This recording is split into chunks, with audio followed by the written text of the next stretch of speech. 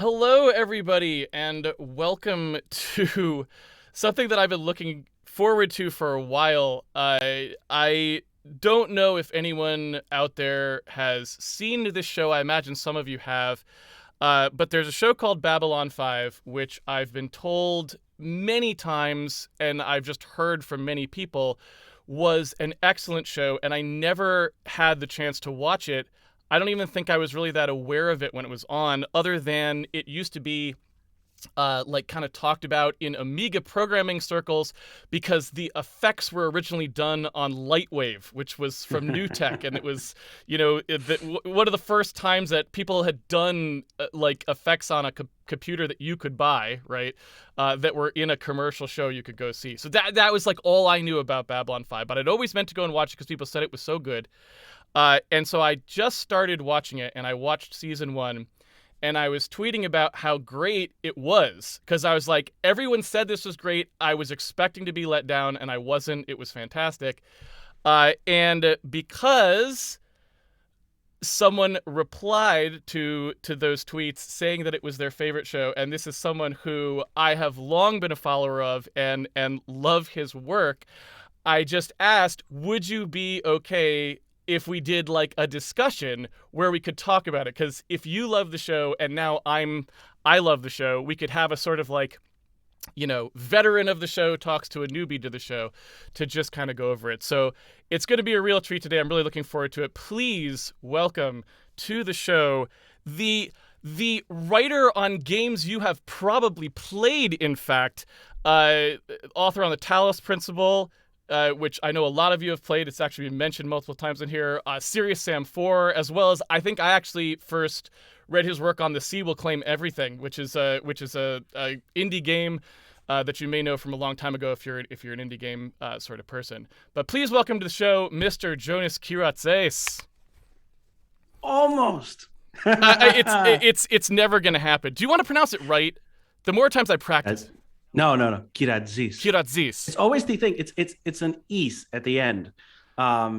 Just if you look at the word and pronounce it with an English or American accent, it actually comes out fairly normal.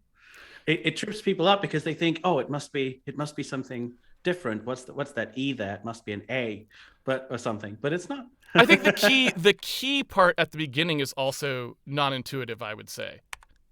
Yes, it's confusing. Like I told you earlier, it's confusing to Greek people as well. So, it's all right.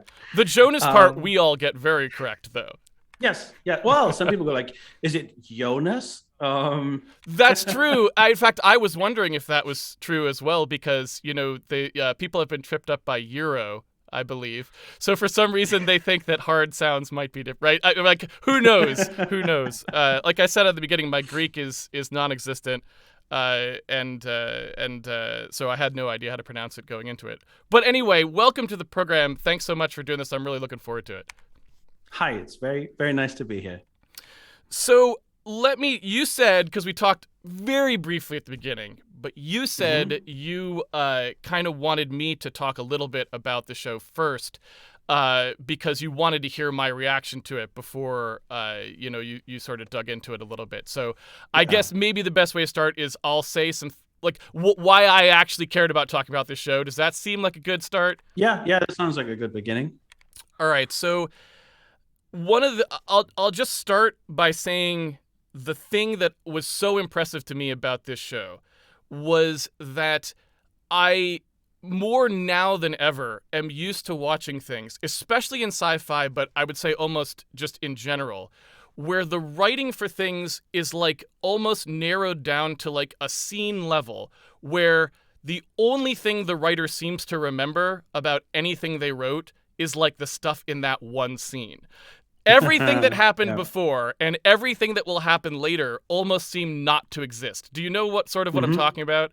I know exactly what you're talking about, and it actually drives me insane. And I particularly hate it on the later seasons of Doctor Who, written by Stephen Moffat. Sorry, Stephen Moffat, but he has a tendency. So I've seen this in other shows, but that's the worst one, where there's a kind of a drift because of this. I don't want to talk about the other shows in huge detail, but there is a tendency, because the writers only ever apparently focusing on this one scene, there's a tendency for the very setting, the logic of the world to kind of drift from one scene to the next. And then you compare episode 25 with episode 1, and they seem to be taking place in completely different universes. And I love about Babylon 5 that it seems to be taking place in a world, and the writers are interested. Babylon 5 is basically history. It's a historical show. It's here 5 years of future history, and I love that about it. That is precisely the thing that to me made it stand out so much, and a little bit because I'm going back in time, because I do think shows in the past, or maybe not shows, but writing in the past, maybe tended to have a little bit more awareness of that.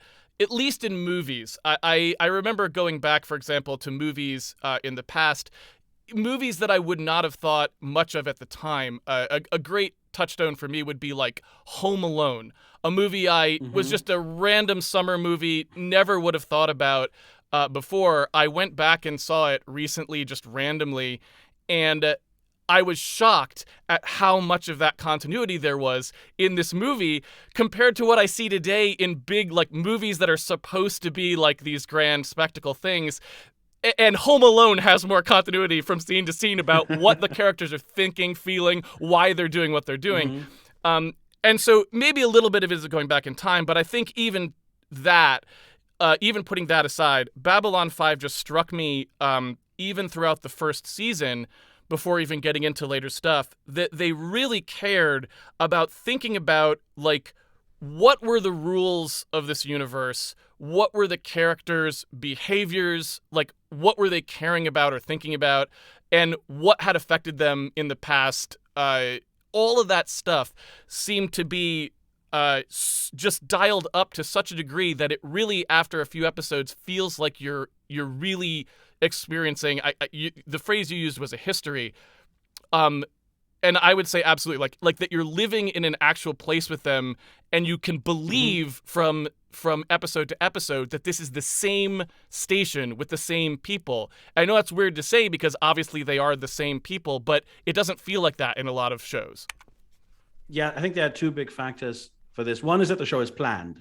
Yes. The show was planned from the beginning to be 5 years, so there's offhand remarks in season 1 that are basically set up for an episode in season 5 and that sort of thing. So when you rewatch it, you also notice all of that. And of course, there are things that don't go as the creators wanted them to. They lose actors, things happen in unexpected ways. So sometimes they have to adjust and fudge it a little bit. But for the most part, it feels really like a consistent universe because of that. And the other thing is, it has space because because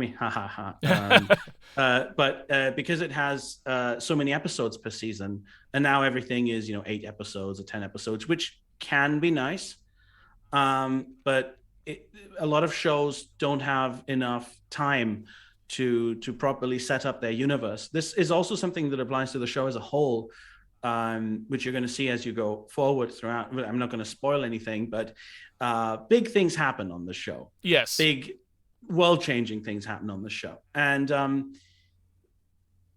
the thing is that it takes enough time setting up normality to be able to then subvert normality. If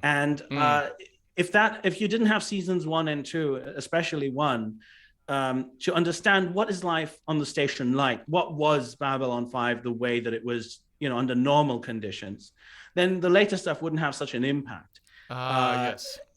And I think a lot of shows nowadays can't afford to do that because they're under pressure, and it's not always just an artistic fault. It's often also the conditions under which the creators are operating. But they can't do a season of seemingly standalone episodes. And there's something very powerful about having a lot of episodes, a lot of just material. There's a show that ended recently called Supernatural, which I hated the ending of, and which has many flaws, but it was a great show at times. And that had 15 seasons. And there is a richness after, 15 long seasons to the setting that I think you can almost not accomplish in any other medium. Just the fact that you have an actor who's 15 years older than when the show started, is so real. And I think, Babylon 5 really makes use of that by bringing you into this world. And so I guess one thing I would like to do, and this may just be belaboring the point, but for folks who haven't seen the show yet, first of all, I would say, well, it's probably okay to watch this one because we're only discussing season 1. This is a show you should absolutely watch yourself and experience before anyone talks to you about it. So take that if you want to turn off this stream and go watch the show first and come back. I'll post this online so people could watch it after. But I wanted to give a couple examples of what I'm talking about in both the broad and the small, just so people kind of understand just how meticulous this show can be about this concept. So there's fairly large things that happen, like across multiple episodes. One example would be in like the very first episode, not the pilot, but the first episode. There are two races who both have ambassadors on the station, and one of the races, the Narn, attacks a outpost of one of the other races, the Centauri, and the Centauri ambassador's cousin is on this station. There is literally so this is a big event that happens. It's fairly important it's like the thing that happens in the show in that episode, right? So it's a pretty important thing. Literally 15 episodes later, the Centauri ambassador will mention that he's still upset about what happened to his cousin in that event, right? This is the authors of the show remember the fact that this was a thing that happened in the show. Now, I know it sounds ridiculous to say that because you would think that writing would do that. It never does anymore. So it's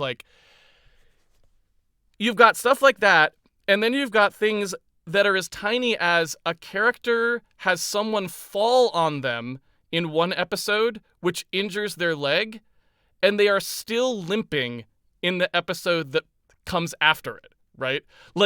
Not a big thing at all. It's kind of throwaway. Like she hurts her leg, but then she's limping in the next episode. You can see this sort of stuff happen all over the place, not to mention all of the things that are plot consequential. Those are not really plot consequential. They're just kind of like this sinewy matter that connects it. And I don't know, Jonas, if I'm making too big a deal of this, but these things delight me for whatever reason. Yeah, no, absolutely. I mean, some of them are, I think, the show has an infamous history of things being written and then happening, the script saying, "Oh, the character breaks his leg," and then the actor breaking his leg, really, immediately. Yeah, there's a couple of cases of that. Okay. But at the same time, yeah, the show really cares about that stuff to the degree that it will have things in the background that are for later episodes. Yes. So there's always this sense of all of it tying together. I think when the show first came out, people said, this is supposed to be such an arc-heavy show. Where's the arc? But the arc is very much there on the second viewing. But it's also this feeling of all of it kind of being tied together, of little things echoing from one episode to the next, in a very, very well done way, because the episodes are still individual stories, but they all add up to a bigger picture. Yes. And you brought up things that are in there and then saved for later. Again, I'll give an example of this, but I won't really say what the later is because I'm not sure. Some of it's, in fact, no, it's on season 2 that some of the stuff pays off here, but I just want to also give an example of that. One example that I thought was particularly I'm not sure how to say this. One example of incredibly economical writing. I tend to think of writing as either as having a high economy to it in a way. If everything the writer is doing helps in that episode and in establishing the world and in carrying forwards, it's not something you have to do. There's no magic thing that says you got to be an economical writer, but it's something worth noting when you do it because it's almost like, wow, okay, that was pretty impressive that you pulled that off. You got all of this power out of this little tiny, 5 minutes or something. I thought a great example of that was in season 1, there's an episode where Dr. Franklin encounters the strange medical device that he sort of it's sort of set up like, oh, there's like almost like an Eastern Western medicine kind of a thing in this episode where he just like is a Western medicine philosophy, and there's this like strange alien technology that maybe heals people or maybe doesn't. I assume you know what I'm referring to here. Mm-hmm. So in that episode, there are multiple things. There's the fact that the doctor is doing a free clinic down below. There's the fact that this alien device maybe heals people, maybe doesn't, etc. You assume this is just because all of those things are necessary for this episode. So you assume when you watch it that that's what it's about. These were the things in this episode. And because I'm used to watching something like Star Trek, if there's an alien device that heals people, that's the first and last time you'll ever hear about it, right? It's like you'll never hear about technology again. Not so in Babylon 5. Not only is the alien device relevant later, but so is the fact that the doctor has a free clinic. That also becomes relevant later, as you will see. And so, again, these sorts of things delight me because you think it's just for the episode, but it's not. Yeah, and that, without spoiling anything, that device comes back in season 4 as well. I mean, it's so cool. Okay. And there's stuff that's set up. There's an entire episode that sets up a big mystery, Babylon Squared, in season 1, the one with Babylon 4. Yes. And that doesn't pay off until season 3. And that's just such a brave thing to do as well, to be like, yeah, we're in season 1, but we're just going to set this up and we're not going to answer it until the time is right. Yeah. Live with it. And nowadays, I think shows would be terrified to do that. Understandably, too, you know. Like a lot of showrunners nowadays go, no, I have to do everything in one season, or almost everything in one season, because I'm going to get canceled after season 2. Yes. At the latest. But thankfully, B5, takes that risk and succeeds. I would also say for Babylon 5 that in a lot of ways, if they were doing show running today and had that threat of cancellation, in a lot of ways, I think they could still do it because they are good at making the episodes work on their own. Like one of the things is that it's worth mentioning about these setup and payoffs is that you don't really feel like that when you're watching the show. You don't feel like I'm watching something that's only point is to set something up later. It also feels engaging to watch at the time, which I think is also a unique talent that they had in a way. Yes, it's what I really like about it is that it's not a 20-something hour movie. Yes. It's episodes, it's chapters of a story. And they add up to something, and eventually the plot becomes so heavy that obviously there's more continuity in later seasons. But nevertheless, they are individual stories. And that's something I personally miss that nowadays. A lot of shows nowadays do, this is all just one movie. And sometimes that works. But sometimes I feel it doesn't take advantage of the medium to let it breathe a bit more, give it a bit more space. Absolutely, especially when they're released all at once anyway, where they're just like, we're just kind of shipping a 10-hour movie or something here. It gets rid of that sort of how should I say this? So even though I'm not really watching Babylon 5 in a medium where I have to wait, watching an episode or two every night is kind of better because it feels more expansive when you don't just like watch the entire thing in a weekend or something. Like you feel like it's living and breathing a little bit more, which I think was something that would have been nice if you'd watched it at the time because you would see it once a week or whatever as well. It would feel longer. There's time between the episodes too. Yes. Like, time passes between each of them, which is also why you get the sense of really watching a history because time passes inside the show and it really gives you that feeling of, okay, this was a year on Babylon 5. Yes. So I think I'm trying to think if there's anything else I wanted to mention along those lines, because that's just everything we just talked about is really just one strong aspect of the show, which is that sort of attention to detail and continuity. But maybe now would be a good time to transition to just talking about like, sort of the way the show, to a large extent for me, and again, without having seen the rest of it, it's hard for me to say, but to a large extent for me, it also managed to be thematically consistent, which is also very rare. Like, in other words, in addition to being fairly meticulous about the physical reality of the world, although it's too hard to say so far, I felt like they managed to actually be kind of thematically, like, in the way that a great movie focuses on like all of the aspects of something, like where they're just like, let me explore this and all of the things that we want to talk about with this thing or whatever. Babylon 5 seems to be doing a good job of that as well. Like we have ideas about what we want to say about humanity or what we want to explore about humanity, and they aren't just randomly picking episode to episode. Does this make sense at all, what I'm saying? Yeah, completely. And that continues throughout. It has a certain set of themes. It has a certain set of historical parallels that it's interested in. It's not just doing, oh, it's World War II in space, but it is, there's elements of various historical moments of mythology and themes that it's interested in. And it really does weave them all together. And again, it also makes sense with what we're talking about of it being a history, because it is about themes that are also relevant, shall we say, to humanity in that point that it imagines, at a specific kind of turning point in history. What are the things that come up politically, technologically, philosophically, and so on? And I think that's why it all feels cohesive in a very pleasant way. Yeah, and in what's interesting about it to me in that sense as well is it seems to pick up where Star Trek left off in a way.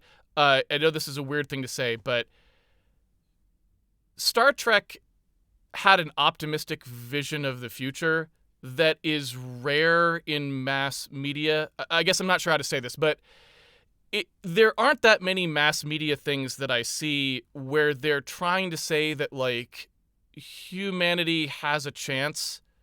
I don't know what I'm saying. Like, they seem more concerned. Yeah, no. Yeah. I couldn't agree more. Okay. They seem to be oftentimes just saying that, like, humans are terrible, and here, let me just illustrate the reasons why and leave. Does this make sense? Yeah. Oh God. I mean, my entire writing career is trying to avoid that and to fight against that. Games like Talos Principle and so on, they're just trying to desperately reclaim this idea of humanity. That's all I've been doing for the last 15 years, precisely because that's so rare. That's so rare, and it's so necessary.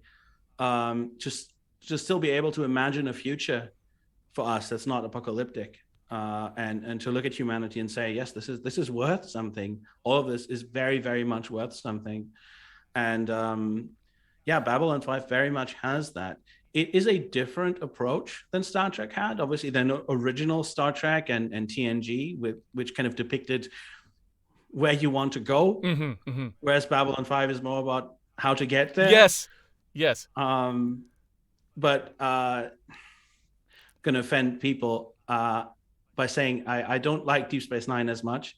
There's this big rivalry. I don't want to get into that. Absurd, yes. But what I like is that about Babylon 5 specifically, I don't hate Deep Space Nine or anything. It's just what I like specifically about that, Babylon 5 is about the struggle to get there. It's not so much about questioning whether the values themselves are good.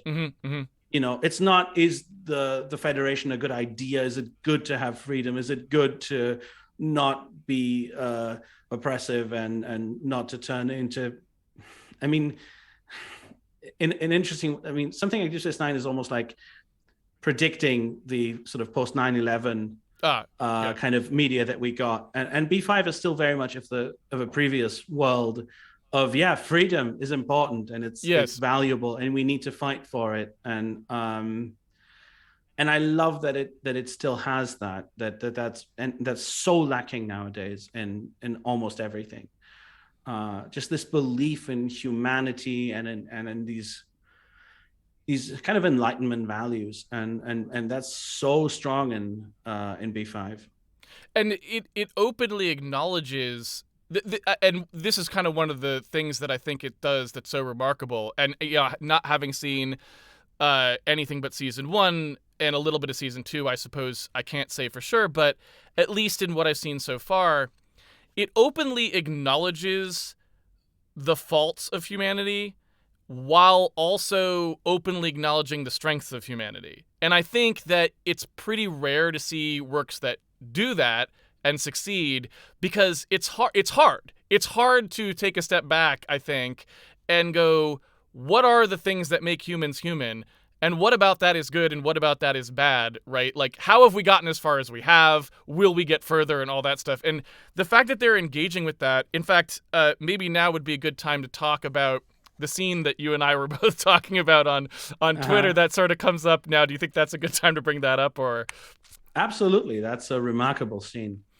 So, again, I hope that people have watched season 1 of Babylon 5 because this is a scene that you should really experience for yourself. So, if mute this for 2 minutes if you haven't seen the show, please, because I don't want to spoil this part for anyone. In this show, there is one episode that you think is going to basically be roughly the kind of episode you think it's going to be very trite. It almost plays out the way you would expect a Star Trek episode to play out, where it's just like all of the, on Babylon 5 right now, what we're going to do is we're having this sort of week where the various races are going to be sort of like giving I don't know, like an exposition or like, I don't know what you want to call it, but a demonstration. It's like a demonstration, yeah. A demonstration of their religious ceremonies or, secular ceremonies, whatever it is that they do as part of their like practice of their culture, right? And what is their dominant religion? Yes. And essentially they all sort of do this and you see it and it feels kind of Star Trekian. Like that feels like something that would happen on a Star Trek episode, right? And what's really crazy is at the end of the episode, because the humans still haven't done theirs yet, at the very end of the episode, they're like, okay, well, the captain didn't tell us like what he had planned for this, so I guess it's going to be a surprise, and all the ambassadors are there. And the captain's like, all right, it's all ready, let's go do the thing. And they are very clever in not having you thought about this. Like they haven't mentioned much that the humans haven't done there, so that your brain isn't actively focused on it. But then what ends up happening is they walk out into this room, and there's just this line, you can't even see the end of it, where the captain has invited one like central figure that's representative of every religion that is practiced on Earth. Everything from Judaism to, to Hindi to like anything you can imagine.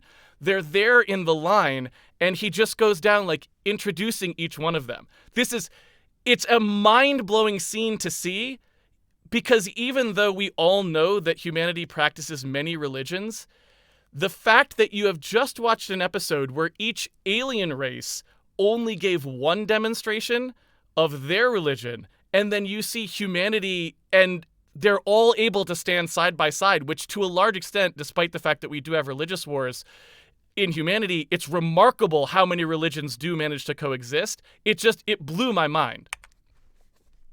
Yeah, I get goosebumps just thinking about that scene. It's incredibly powerful. Just the celebration of it, the beauty of it, that it takes this thing that we often think about as something very negative, all these different ideas that people have, these different religious beliefs and mythologies, and that it suddenly shows you how amazing it is that there's all these different belief systems side by side. And it is such a powerful moment. Like, I've seen the show many times, and every single time I just get goosebumps when I see that. And it is very cleverly done to bring you to that point, and then you're wondering, what is it? And I think even the first guy in line is an atheist, so you think for a moment like maybe it's going to be that. Yeah. But then you realize, no, it goes on, and the camera keeps, pulling back, and you see more and more and more and more people. And you just realize, yeah, that's us. That's humanity. We have like thousands of religions. And it's very, very moving. It's very, very profoundly moving. I was like, I would say that to me, the scene was so good that even if the rest of Babylon 5 had been terrible, I would have got my money's worth. That was worth the ticket price to me, because like you said, I absolutely got goosebumps as well. And I think the thing that was so striking to me about that was I'm a fairly thoughtful person, I guess, and I feel like shows don't often catch me by surprise. And when they do catch me by surprise, it's usually of something that they constructed. So it's their idea that caught me by surprise. And what was so amazing about this is I had never thought about that before. I had literally never thought about it that way before. Obviously, I know the fact, but I'd never thought about it that way before. And they managed to literally, it's like a minute of screen time. It's almost nothing.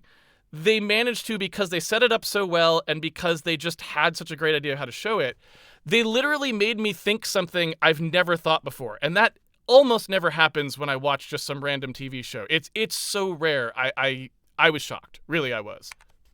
Yeah. And I think it comes partially from the perspective that the show takes, which is to talk about humanity as an us. Yes. As we are humanity.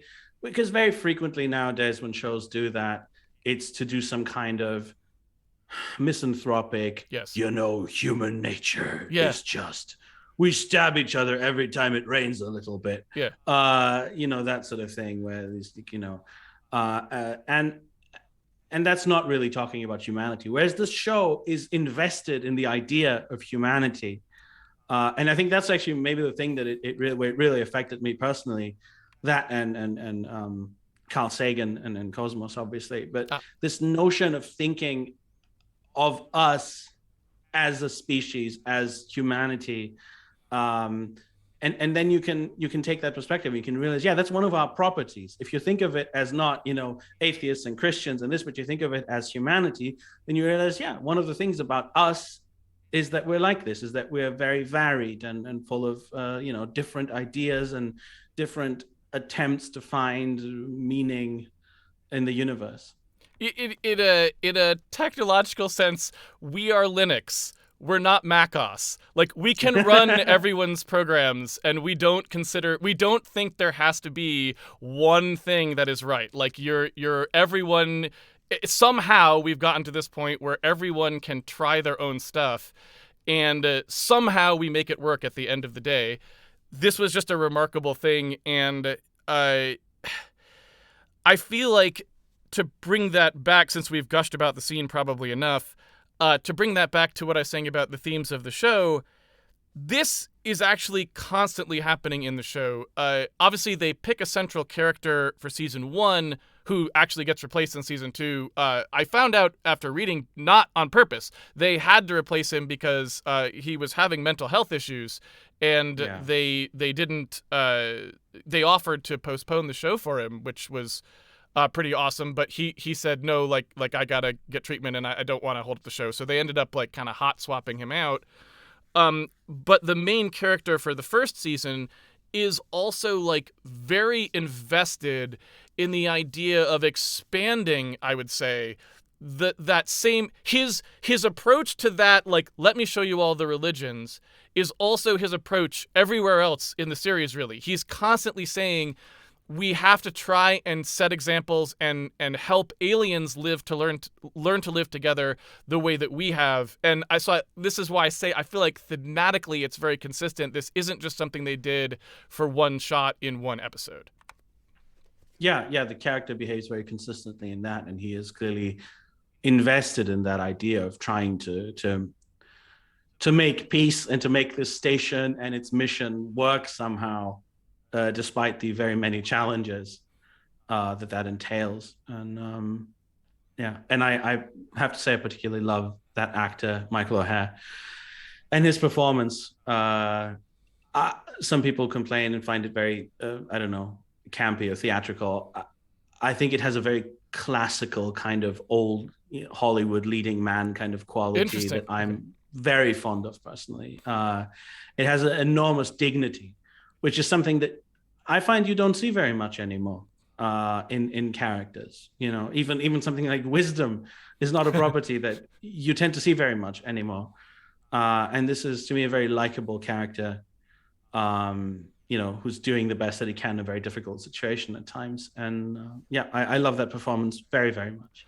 I would say it was on the opposite end of that performance. I didn't like it, mostly because I felt it was a little too constant. It didn't feel like it had enough sort of range to it, was really my So when he was delivering lines that fit that tone that most of his delivery was, I felt like it worked okay. But I felt like there were a lot of times when it just, things got said in the same way that they would have gotten said in a different context, and it kind of threw me off in that sense, which is why I was like, I don't love. There's a couple things I don't love about the season, which I guess we could maybe start getting to now. I think a lot of, particularly Americans, relate better to Sheridan season 2 and ongoing, because he speaks in a more relatable way, I think, and the performance is more modern in a way. Okay, yeah, I see what you're saying. I'm very fond of the performance, nevertheless. Like I find it very appealing. It is the character is more still, and I get the feeling always that there's a depth to him, but that it's not always, it's kind of calm. Like you don't necessarily see what's going on inside of him as much, and it is a more closed off kind of performance. Where it just sometimes comes out what's going on inside of him. But like I said, I really like it. I genuinely like that performance and enjoy it. It just comes from a different school of acting.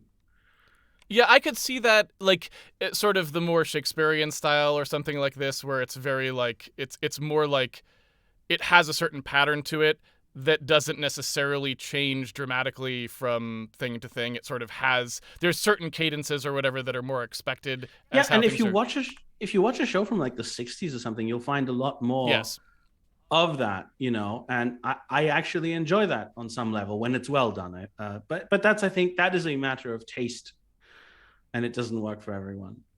I will say, I do like, well, first of all, I'll say, Season 2, the captain gets replaced, and it was rather shocking to me because Bruce Boxleitner is someone who I know only from Tron. As a child, I watched Tron way too many times because I was a computer person, and Tron is not a fantastic film. I'm happy to admit that, but I loved it. And as a child, I thought everything in it was amazing and awesome because I loved computer graphics, right? And I just loved the whole idea of going inside a computer. Everything about it, except maybe the fact that the movie isn't that great, was great to me. So that's the only place I think I've ever seen Bruce Boxleitner. So he shows up on Season 2 as the main character, and I'm like, I recognize this face. Who is that? And then it says Bruce Boxleitner in the credits. I'm like, what?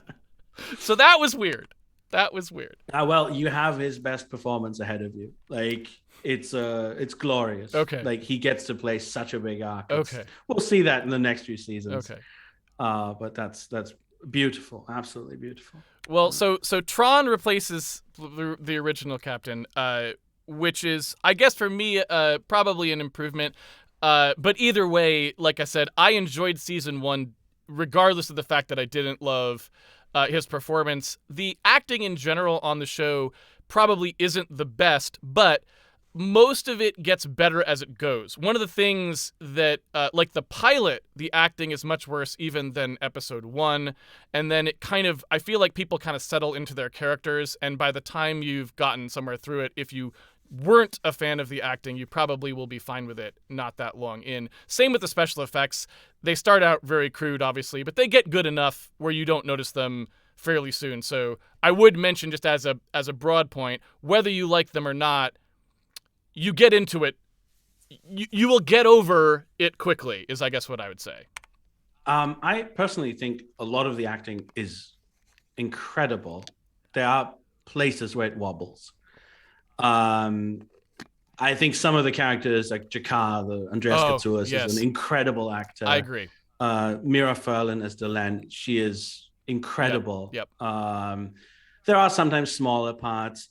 There are sometimes, and I say this as someone who's a huge fan of the writing, I think there's a couple of places where sometimes it's not that the actors get better, it's that the writing learns to use the actors better. Yes. So there's a couple of mismatches in the beginning, I find, with Ivanova and some of her lines being a bit more formal, and then later she becomes more humorous. Yes. partially the character also just gets more relaxes into the environment. So it's a story element partially, but partially it's also that just I think as a writer, you're working with these actors, and the more you work with them, the more you go, oh, if I write like this. I mean, I've noticed that in myself, writing something for an actor, and then after you've actually heard them perform it, you go like, oh, he's not good with that kind of sentence. He's amazing with that kind of sentence. So you learn to structure some things a bit differently to make it better. The special effects, I think the special effects in the first episode are probably the biggest problem of the entire show. Just the first 5 minutes. Yes. And frankly, also the haircuts and everything. Just in the first 5 minutes, the agricultural colony, everything looks unbelievably bad. Yeah. And that's a shame because like 3 episodes later, the show looks fucking amazing. Like in terms of like some of the costumes are glorious. Yep. And the design of the CGI is superb. Yeah. There are shots in there in terms of just the design of the spaceships, but also the cinematography of it, just everything, the way that they've done it. There are amazing moments. It's just that they've picked like the worst stuff to go at the beginning of the first episode. So that kind of puts people off. I think it looks very, very bad for a little bit. And then obviously there's the technical limitations of the time, but very quickly you forget those, and the quality of the design, I think, overcomes the technical limitations, because in terms of colors and all of these things, it's very well done. It's still, I think, my favorite depiction of space, simply as a colorful, fascinating environment. And also in terms of how the ships work and move, it's very, very well done. But yes, it does not start very well on that front. And in season 1, you get a couple of wobbly performances also from some of the smaller parts on occasion. But frankly, I will take most of those over some of the performances I've seen in the cinema lately, which are so lifeless that,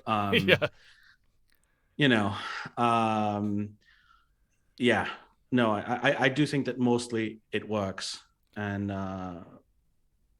sorry, I don't want to go on and on about it. I always feel a bit like defending the show because I feel that sometimes it has a reputation for being cheesy when I don't think that it is. But I know that it has moments that don't work that well. And that is something that occasionally you have to kind of get over. But then again, like I said, don't you get that in modern TV shows as well? Well, the thing I would say too is that Babylon 5 is a show where your investment pays off, meaning, if you, regardless of what you think, if you come to it and have less than a flattering reception to the beginning of Babylon 5, especially like you said, the pilot, because also the pilot, and this may just be a restoration issue, I don't know, the pilot looks terrible just in general. Like the actual quality of the lighting and the image is lousy in the pilot, and it gets much better even in just the very first episode. It gets much better. They have done these restored versions that I actually haven't seen. I haven't seen the restored versions because they're not available where I live yet.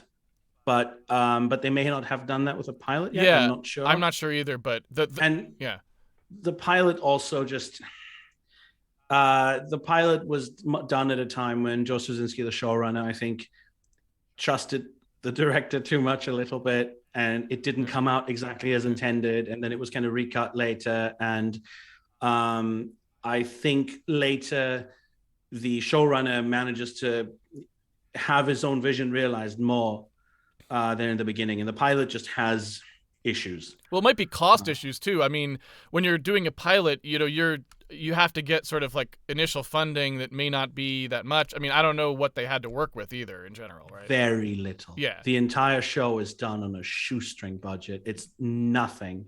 Like it's like way less than any Star Trek show, than any show of the time. And they have a lot of theater people, so they use a lot of techniques to, do things cheaply. But I think generally it looks really good. As in, I rewatch it and I just enjoy how colorful it is, how deep the shadows are, how there's just a depth to the screen and to the world behind the actors and all of that. I find that very, very enjoyable rather than the very kind of smooth look that we get in a lot of stuff now. I would also say that somehow, because I also assumed this was low budget, I'll say two things about that. One is the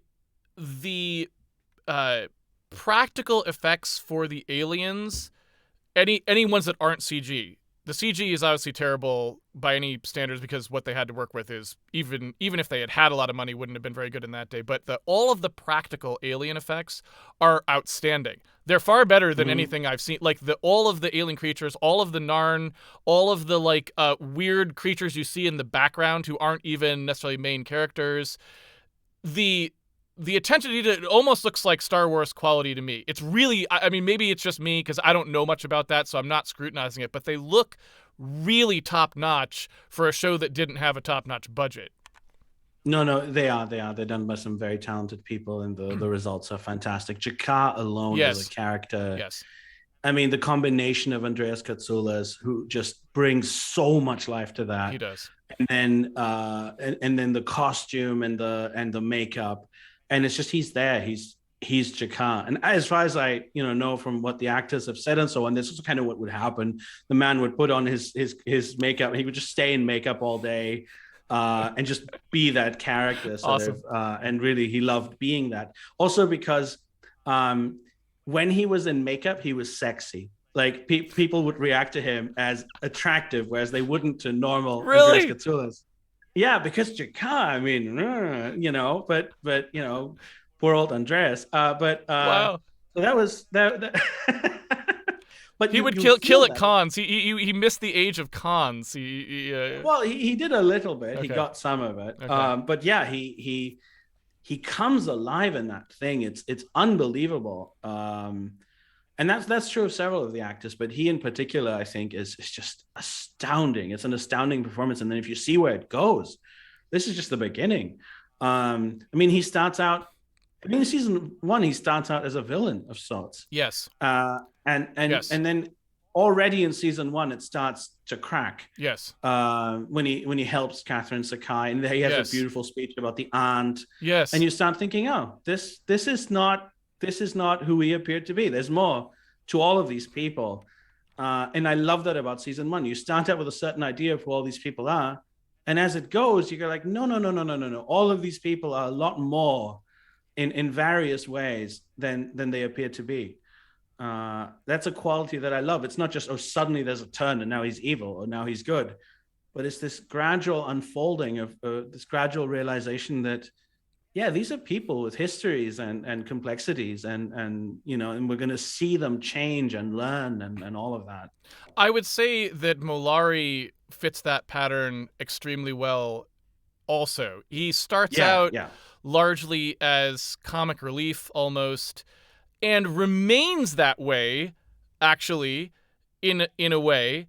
But they continue to layer importance onto this character in terms of there's taking this is what's so remarkable about Mollari as well to me, is they keep all of the things that they like to make fun of about his race. They also manage to make those things become dark too. So they are funny and dark at the same time in a really interesting way. Yeah.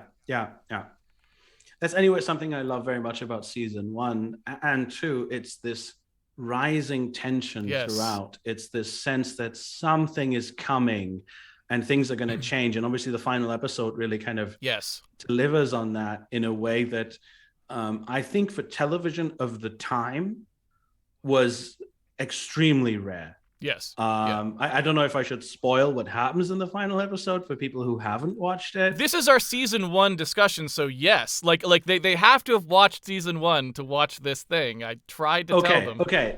Then the last episode, there's throughout the entire season, there's these hints that there's a conspiracy going on in the government against someone, the president, possibly. And in the last episode is about saving the president. And they fail. And the president dies. Yes. In a terrorist attack. And I think that entire sequence is one of the most chilling things I've ever seen, because it has the feeling of real history. It has the feeling of, watching the towers fall, or watching the people talking about the Kennedy assassination, which is referenced quite a bit in that context. And it's just this feeling of, oh shit, things are kind of spinning out of control. Things are not how they're supposed to be. We're supposed to go back to the status quo at the end of the episode. What the hell? And that has huge consequences for the rest of the show. But it works to that point so well. It sets it all up in previous episodes. There's lots of small things that happen in previous episodes that all lead to this, but you kind of always think that they're just kind of layering in atmosphere or something, and then suddenly it all pays off. And it's such a shocking moment. And I think at the time, when most shows just did an episode and then another episode, and there's the reset button at the end, it was incredible. I mean, that I actually remember watching on television. I was very small when I watched this in the 90s, but I remember watching that episode and being just shocked. Oh, wow. I just did not think that would happen. Well, in that episode, they do also have the thing that was more common at the time. So the security officer, the head of security, Garibaldi, it ends up in like a coma, and you don't know what's going to happen to him. That was more what you expect to happen at the end of a season. They want people to want to watch when they come back, so they would typically have something at the end of shows that would be like that. You would never do something in the last episode that was like not resolvable, in like the president's dead, like he can't come back, right? So that does seem like the kind of thing that they did the thing you might expect them to do, and then they also did something you very much wouldn't have expected them to do at that time. Yeah. And it's when you think of the show then, and of the whole show, and you think, okay, this is going to have such tremendous consequences. So it's not just, because what a lot of shows do now, which really drives me mad, is they pretend to have a very big thing happen at the end of a season, and they take it back in the first 10 minutes of the next season. Yes. And it's like, yep. Not again. I fell for it. I was invested for a moment there, and then you took it away. But yeah, this has tremendous consequences. So I love the show for that. I just love that it accomplishes having those moments, those feelings where you feel that you're part of that history and you're witnessing history happen. And also in a way that's not just personal. There's something else I like. I really enjoy that the storytelling, it does have character conflict between the characters, but it's not all like, oh, you slept with my girlfriend 3 episodes ago, and then I misunderstood something somebody else said, and now I'm going to kill you, but then I'm going to change my mind. But then, which is a lot of what we get nowadays. Mm-hmm. Yep. And I'm very, very allergic to that, particularly to stories that hinge on misunderstandings. But but that's very common. Just the characters agree on what they want to accomplish, but then they spend the entire season fighting each other over random nonsense. Mm-hmm. And these characters kind of have values of their own, and they try to do things. And then eventually some of them come into conflict, but they're not constantly fighting each other. They're actually trying to do the right thing to the degree that they can. Well, and I think one of the brilliant things about Babylon 5 that I'd never thought of before, I mean, obviously it's not my job to think of these things, but as a viewer of things, I had never thought of it before, which was that and you brought up Deep Space Nine, which I actually enjoyed Deep Space Nine to a certain extent. I don't want to be too negative. Yeah, exactly. Like, I'm glad I saw Deep Space Nine first, because I think if you watched Babylon 5 first, it would probably be hard to watch Deep Space Nine second, would be my guess. I mean, that's just my guess, right? Because they're very similar for reasons that seem to be somewhat nefarious, in fact, if you read the history. And Deep Space Nine doesn't have a lot of the things that Babylon 5 does have. So I feel like I watched them in the right order. I'll put it that way. Maybe. I really don't want to get into some kind of annoying nerd fight between, oh, this is bad. This is just... There are certain philosophical differences between the two that are interesting to investigate. What the histories are is, at this point, not really worth fighting over. Yes. It is interesting in kind of where the differences in approach are. I guess that's what interests me primarily. And so what I wanted to bring up there was in Deep Space Nine, they didn't really have or think to do this or have a mechanism to do this, but in Babylon 5, it's central to the show, and it's clear that they thought about this as a crucial aspect of how to do things, and I'd never thought of it before, which is that by making important people of each alien race actually be central characters, it helps to make the show feel more like that history that you're talking about, because in a show like Star Trek, it's very much just we know what the humans are doing and the other races are doing something, and we only really get to know what that is when we come into conflict or cooperation with them. But we never really know what, like, they're thinking about, like, on their own time, when they are doing their own thing and humans aren't involved. Babylon 5 had this really nice idea of having all of these ambassadors, which is what you would have. That's what we have in, like, Washington, D.C. or something. You know, you've got a country has all of these people who come from other countries who live there and have their own motivations and goals for being there, right? They're trying to do things separate from what the goals of the home country that they went to are. And this happens all over the world in capital cities, right?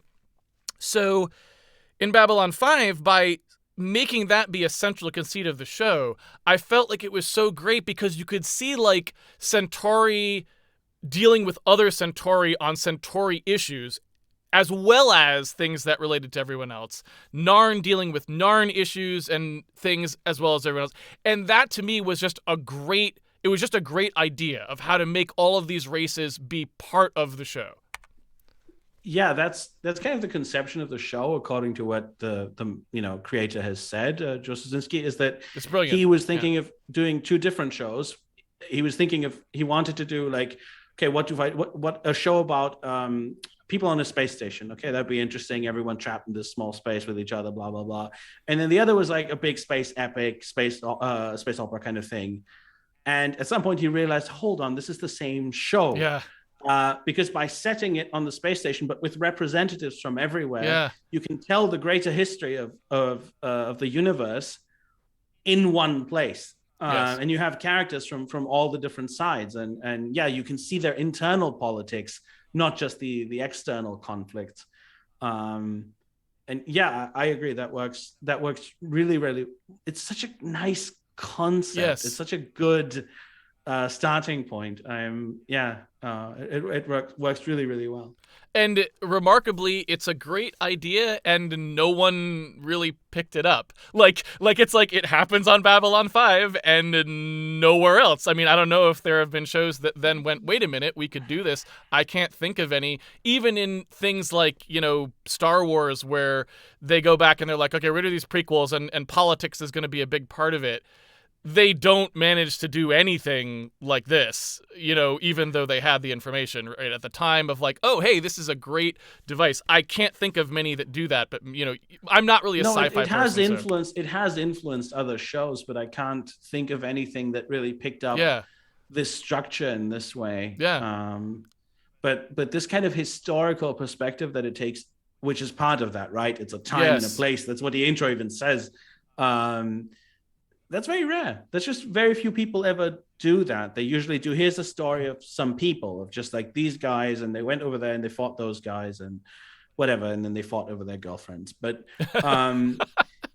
but what this show does, which is talk about a time and a place in this historical way where characters can also come and go sometimes, and that doesn't seem to be a perspective that a lot of people use in any, I mean, not just sci-fi, but in general, it's not that common, which is a shame, because I find that particularly interesting. And to contrast this, like, I would put it in the same category as, like, so the original Star Trek was like, hey, like, okay, what we're gonna do is we're gonna have a space show, and we're gonna have, like, a group of people, and they're on the spaceship, on the bridge, generally speaking, that fly from planet to planet. They have an encounter, and that is, like, the structure for how we make the show go. And that is now done many times. Like that's just a known sci-fi structure that just works and everyone does it. And to me, Babylon 5 is kind of an example of another one of those that you could now use. Like, oh, all of the races are at a capital city or whatever they are. Yeah. And we can see their machinations as a way of the hub and spoke, right, for this writing process of how do we have all of the races, politics, and behaviors and culture be relevant to the story? Well, here's how, right? Here's a way to just know that this will work so that you can focus on writing the rest of your thing and not have to figure out the like general device for how it works. And yeah, like but nobody really took up that mantle, it seems. No, not very much. No. And I would love to see that. Yeah. You can apply it to just about anything, not necessarily science fiction either, Exactly. Yeah. But it's a fairly rare thing. Yeah. So let's see. I guess let me just double check to see if there's anything else I wanted to talk about specifically. Let me talk about a couple things I didn't like before. And then I wanted to also I know you said you wanted me to talk about stuff first, but I'd also like to hear if there's things that you want to talk about that I haven't touched on yet.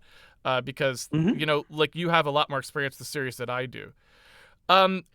So I guess one thing, let me say there's one episode I didn't like particularly much, and I wanted to talk about why, because I think maybe it's worth talking about why.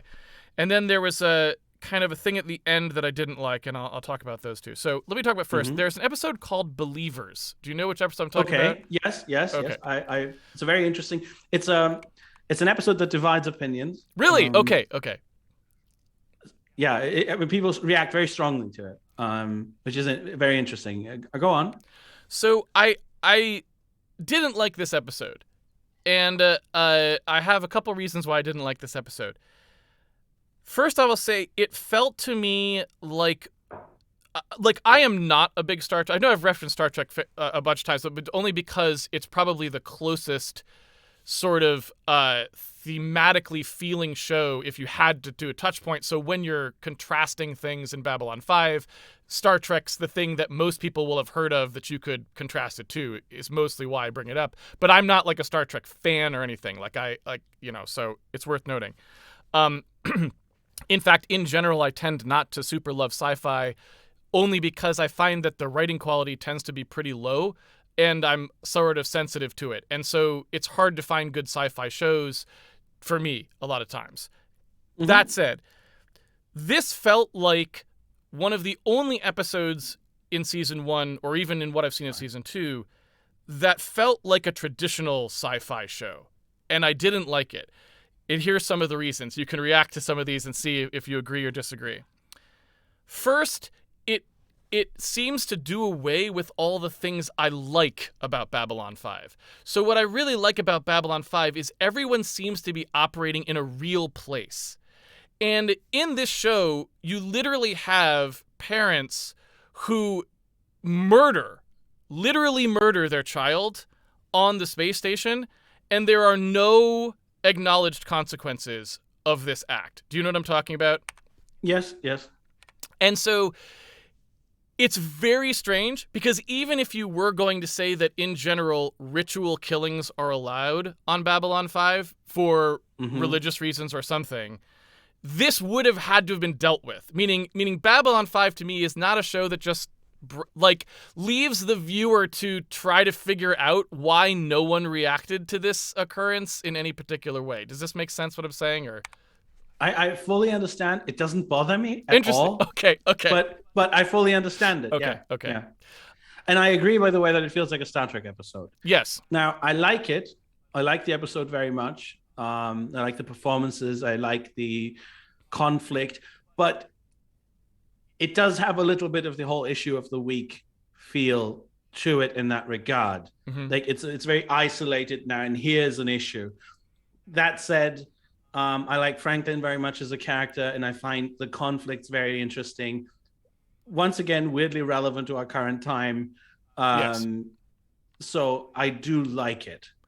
I agree with that part of it too, which is that for Dr. Franklin, I thought it was good. It establishes his character very well, because you actually haven't had that much strong establishment of Franklin at this point in the series. But later on, by the time you're in the middle of season 2, you know so much about Franklin that you wouldn't need something like this. But early on, he doesn't have that many things, so this is an important episode from that perspective. And I don't actually think the central idea of the episode, which is like what are the boundaries of like what you want science to do, medical science to do, as opposed to your general cultural beliefs about what is appropriate to do. Where do those things meet up? And of course, at the time that this show was written, they were probably thinking about, in the U.S. anyway, they were probably thinking about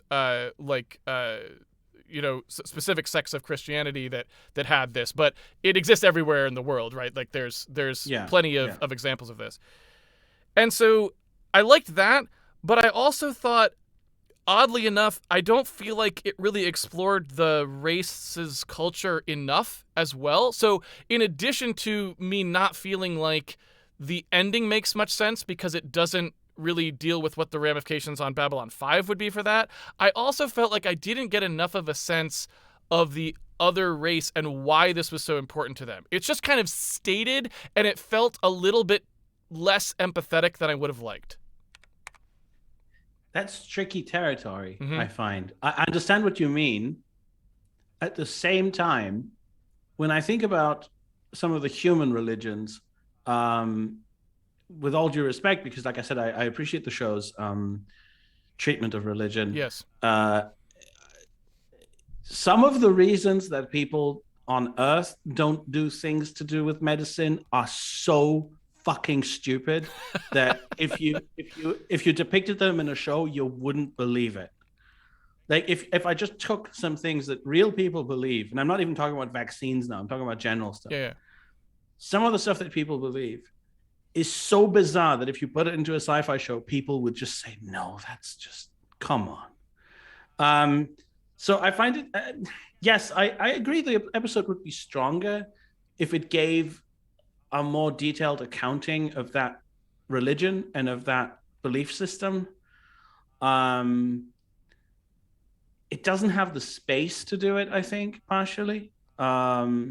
Just in terms of time. But that's what this episode, this is why I criticize this episode, is because Babylon 5 is excellent at finding that space. You put it elsewhere. Let's have this race be a race we know already, so that we have that background. And the other thing I was going to say that they didn't do in this episode is, you're right, people believe all kinds of things on Earth, not even to do with medical science, just things they believe are absolutely crazy and trivial to like disprove if you wanted to take any kind of a methodological approach to it. But much like they embraced the multi-religion thing with the scene that we love so much, it's also very easy to show how almost all people have beliefs that are absolutely ridiculous at some level or another, and trying to show that, like, to me, it's worth, because this is a show about that empathy and trying to figure out what's common between people instead of only what divides them. In a lot of ways, I feel like it's not necessarily people's fault, even in the real world, that they happen to end up with certain beliefs that harm them in a lot of ways that are ridiculous, because it's almost luck that other people's ridiculous beliefs just happen to be in places that don't harm them. Like it's almost, I feel like people criticize other people too much, even though they themselves know what it's like to have a ridiculous belief. It's just you lucked out and your brain's blind spot isn't in a place that harms you. Does this make any sense, what I'm saying? Absolutely. And of course, it's also like you happen to be born into an environment where this was, what you were taught. Yes. And sometimes you're lucky enough to be exposed to something that changes your mind. We've all had ridiculous beliefs at one point or another in our lives. I felt beliefs that, looking back, are just things I was taught that were stupid, and now I know better. But then I didn't. Yes. And I would want people to be gentle and kind with me because at the time was past me because he didn't know any better. Yes. At the same time, because the episode is very much from Franklin's perspective, it works for me because this conflict for him of, you're asking me to save this child, and then you're not giving me the tools that I need when it's right in front of me.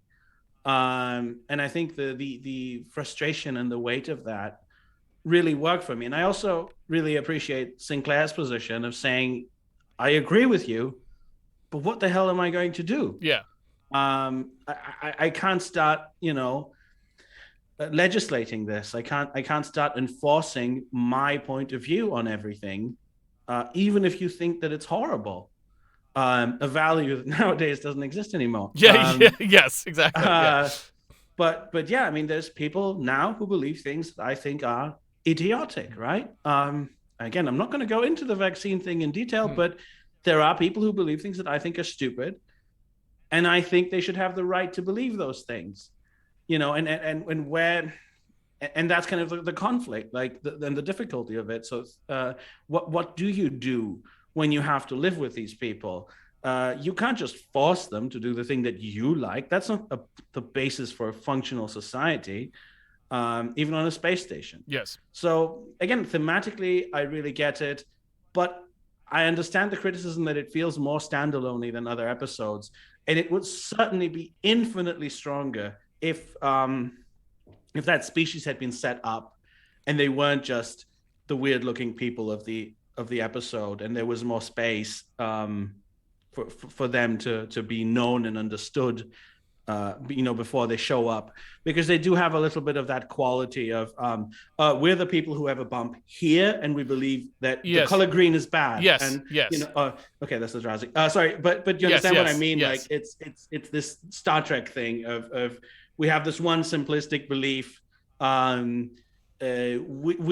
have a line here, and we hate the Irish. Yes. And that's just a whole species. Yes.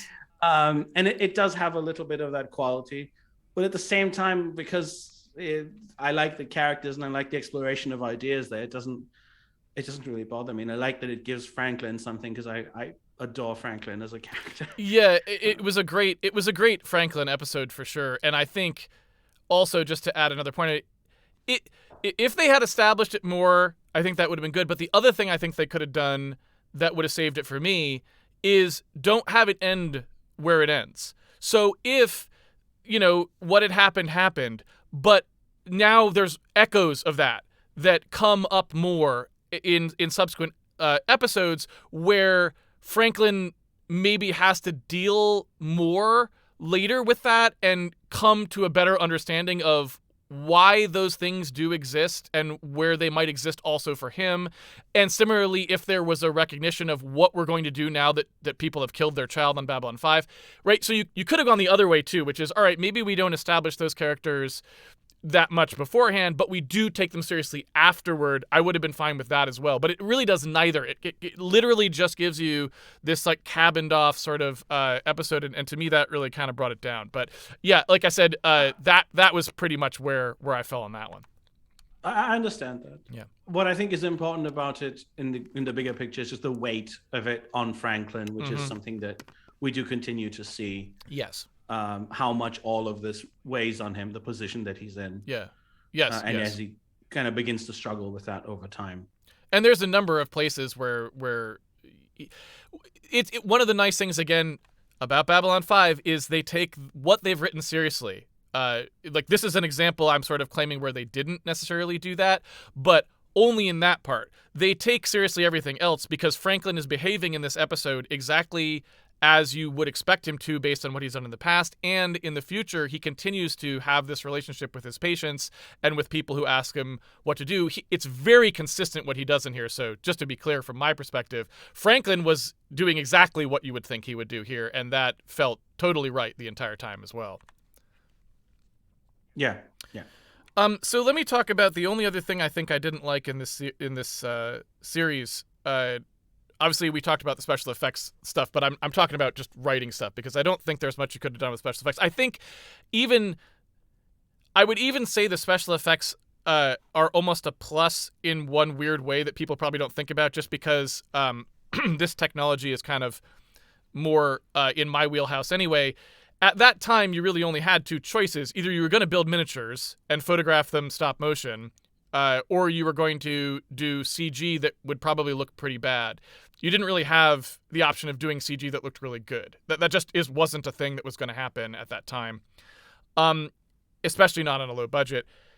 By choosing to go the CG route and looking a bit cheesy for everything, they gained the ability that you don't have with miniatures, which is that they had tons of stuff. Like, they could have tons of different kinds of ships. They could have tons of ships in a shot. They could do all kinds of things where there's like different varieties that would have been hard to do. So I would say even the special effects, I think they may have made the right decision at the time with what they could do.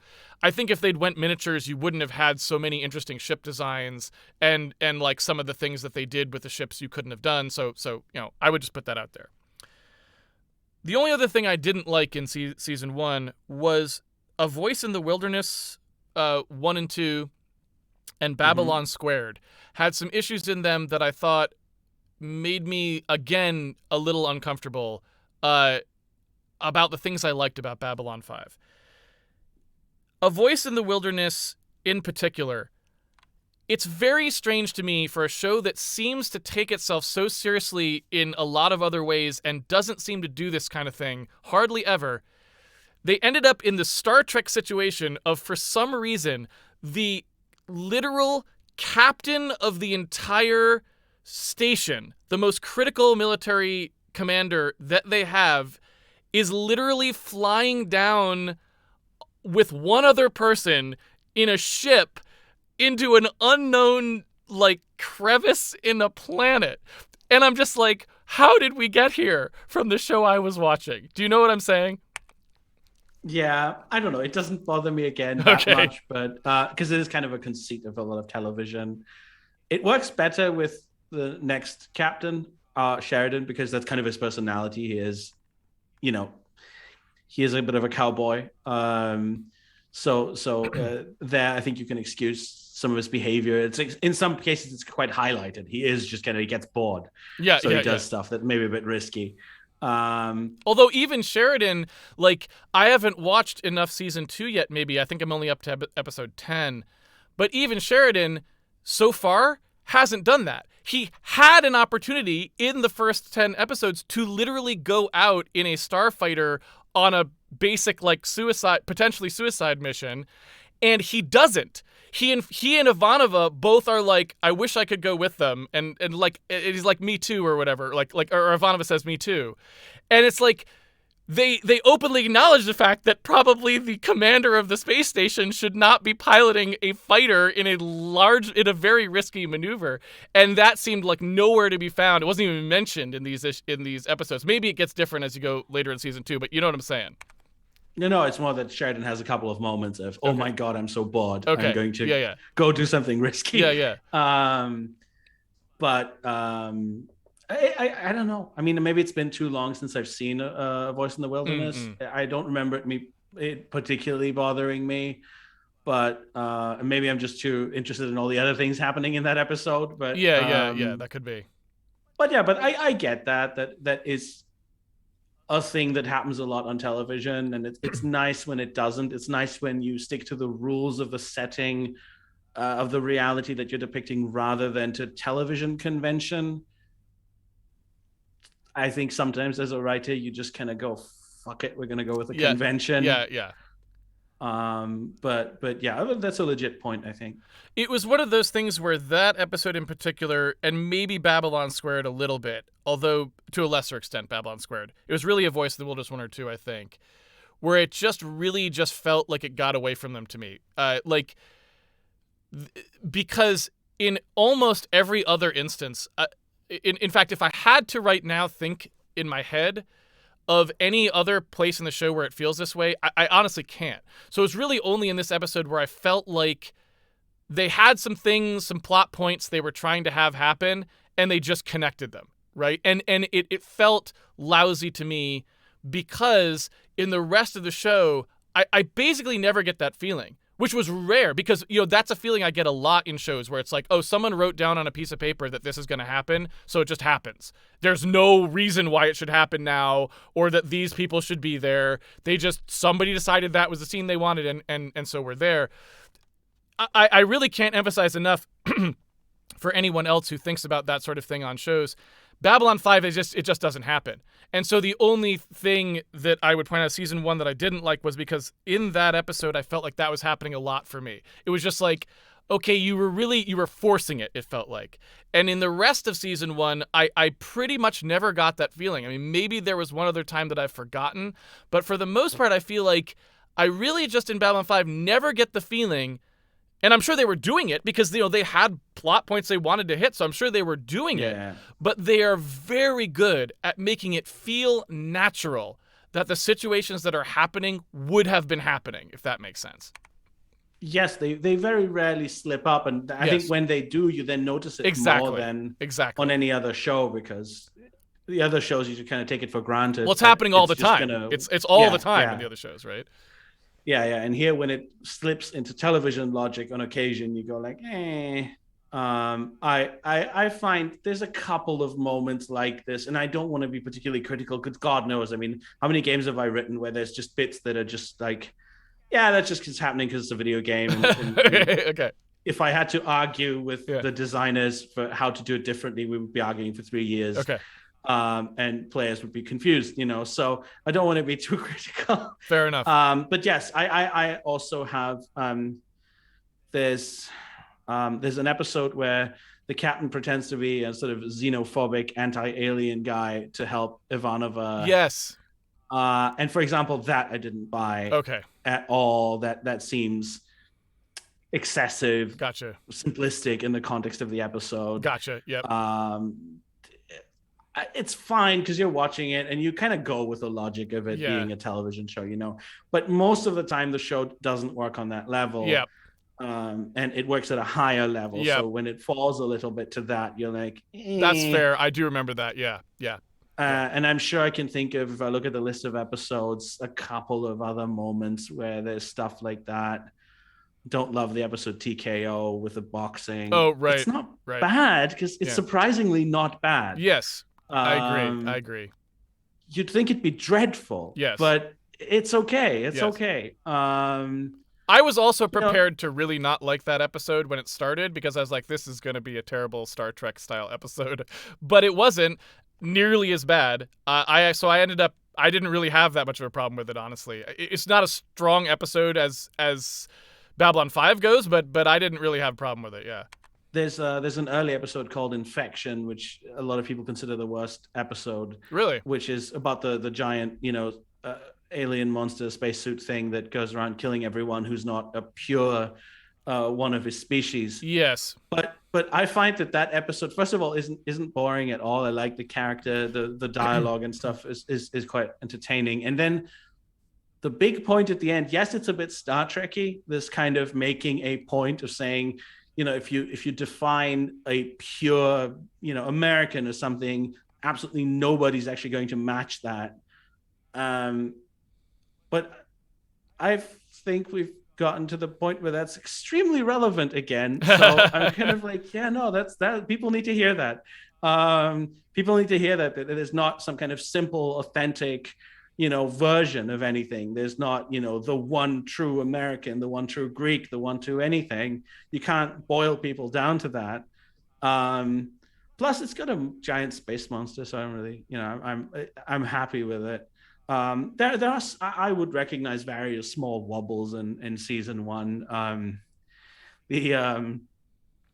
The black market alien guy, Nagrath or whatever his name is, with he's a giant. Oh yeah, praying mantis. Praying mantis.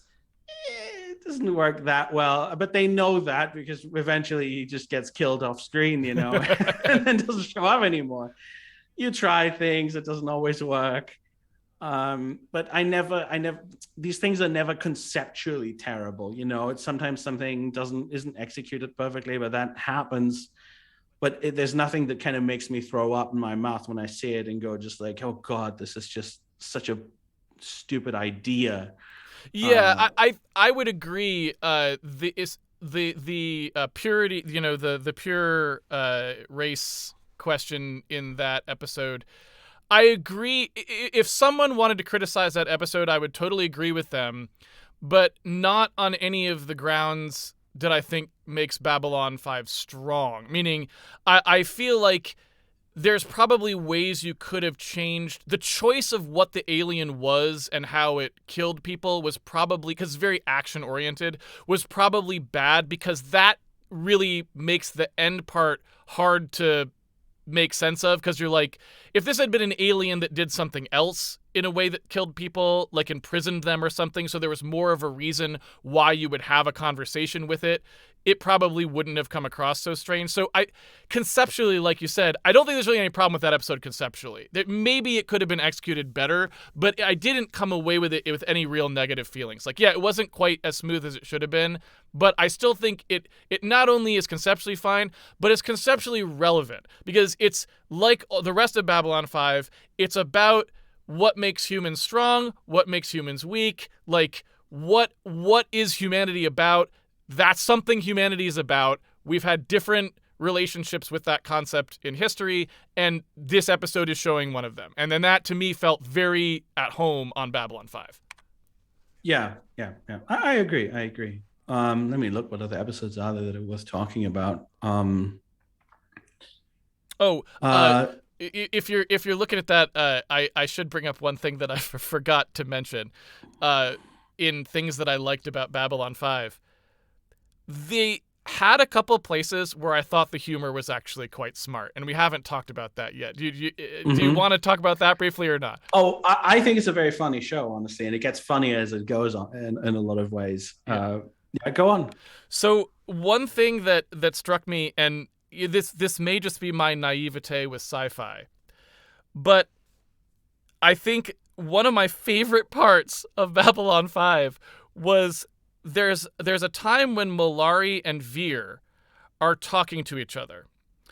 And I hope this is in season 1, because I couldn't remember exactly where it was. Maybe it was at the beginning of season 2, so I apologize. It's not really a spoiler, but they're talking to each other, and Mollari is going like, what is the creature the humans have? It's like, it's got like feathers and like webbed feet, right? And Veer goes, right, a cat. And Mollari's like, yes, a cat. And then he keeps the discussion going. A lot of shows would have done that with a human present and had him be corrected, thinking that was funnier. But the fact that they just let the misconception stand killed me. It killed me. Yeah, no, there's a lot of subtle, funny humor, and actually, we can talk about this. It becomes more evident later, maybe. But one of the things I particularly treasure about the show is that it is very funny at times. Yes. And then very grim at times. Yes. And it needs both. Like, yes. Shows that are only tragic all the time just can't have the same impact. You need the humor, you need the humanity for the other moments to really hit you. And the show manages quite consistently throughout to always have a little bit of both. It has moments that are truly heartbreaking, like really, really dark, terrible moments. And then it just has incredibly funny moments side by side sometimes, like just one scene apart. But it's essential to what makes the show work. And I have seen a lot of shows that failed on that front, that failed to have humor. And then at some point, it's just kind of, you just become numb to it. It's like, oh yeah, they all hate each other. They're all going to die. Everything is crap. And it's just, it's flat. And you need the ups and the downs of different types of tone and different types of writing.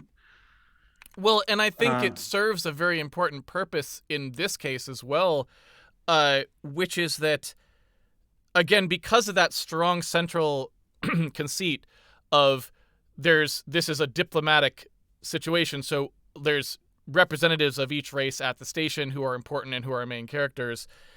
One of the things that I think is absolutely almost like it's tragic because we knew this and forgot. I think there's even a quote by Alfred Hitchcock in an interview where he talks about the fact that one of the things that makes a strong story is that the antagonists also have obstacles and struggles. They're not just a vague thing that is evil. You see them have some things. And I don't remember what the context was. It may have been in Strangers on a Train. Did you familiar with Hitchcock at all? You may not care about Hitchcock. I don't believe the point, but No, I completely agree. That is true. That is very true. And a lot of the characters on Babylon 5 that seem to be villains aren't villains in that sense. Yes. They're antagonistic. Yes. And then there are bigger forces at play that are maybe more villainous, but that is also something that the show is not that simple about, as you'll see as you keep going. There is a hint of that in one of the episodes. Let me think, which episode is that in season 1? Signs and Portents, which is also the name of season 1, which is all about the we have to rescue this object, and Molari wants, and there's some raiders, and there's some things, and Mr. Morden shows up, and you think that the episode is over, and then a ship from an alien race that you've never seen before makes a very sudden appearance. And I love that moment very much myself, because it's this thing of, oh shit, the context is not what I thought it was. Yes. It's suddenly the horizon expands and you realize, no. There's more going on than even the characters know. Yes. It's not just that I don't know what's going on in the heads of the characters, but the universe is bigger than they're aware of. Yes. And that obviously is also going to have a massive impact on the show. And all throughout season 1, there's these hints at other forces at play. I love the sense of mystery of season 1. A lot of these things, are answered ultimately.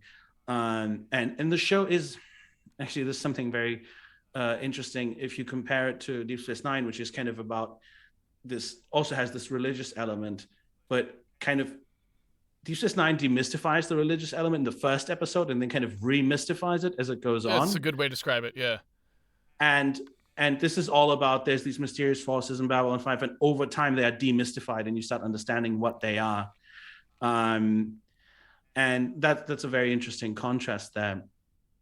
And in season 1, however, they're still all very, very mysterious, and you don't understand what their deal is. The Vorlons as well. Yes. They're this super powerful race. They seem to be super wise and good and whatnot, but they do some things where you're like, the scientist Deathwalker shows up and she does some questionable stuff. Yep. And then they're just like, oh yeah, we wasted her. Yeah. Like we killed her. We just get to do that. Yeah. We're the Vorlons. Yep. And you have to wonder, okay, how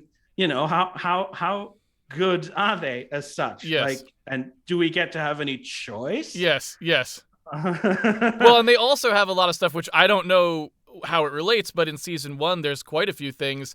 We don't really know why the ambassador was poisoned in the pilot.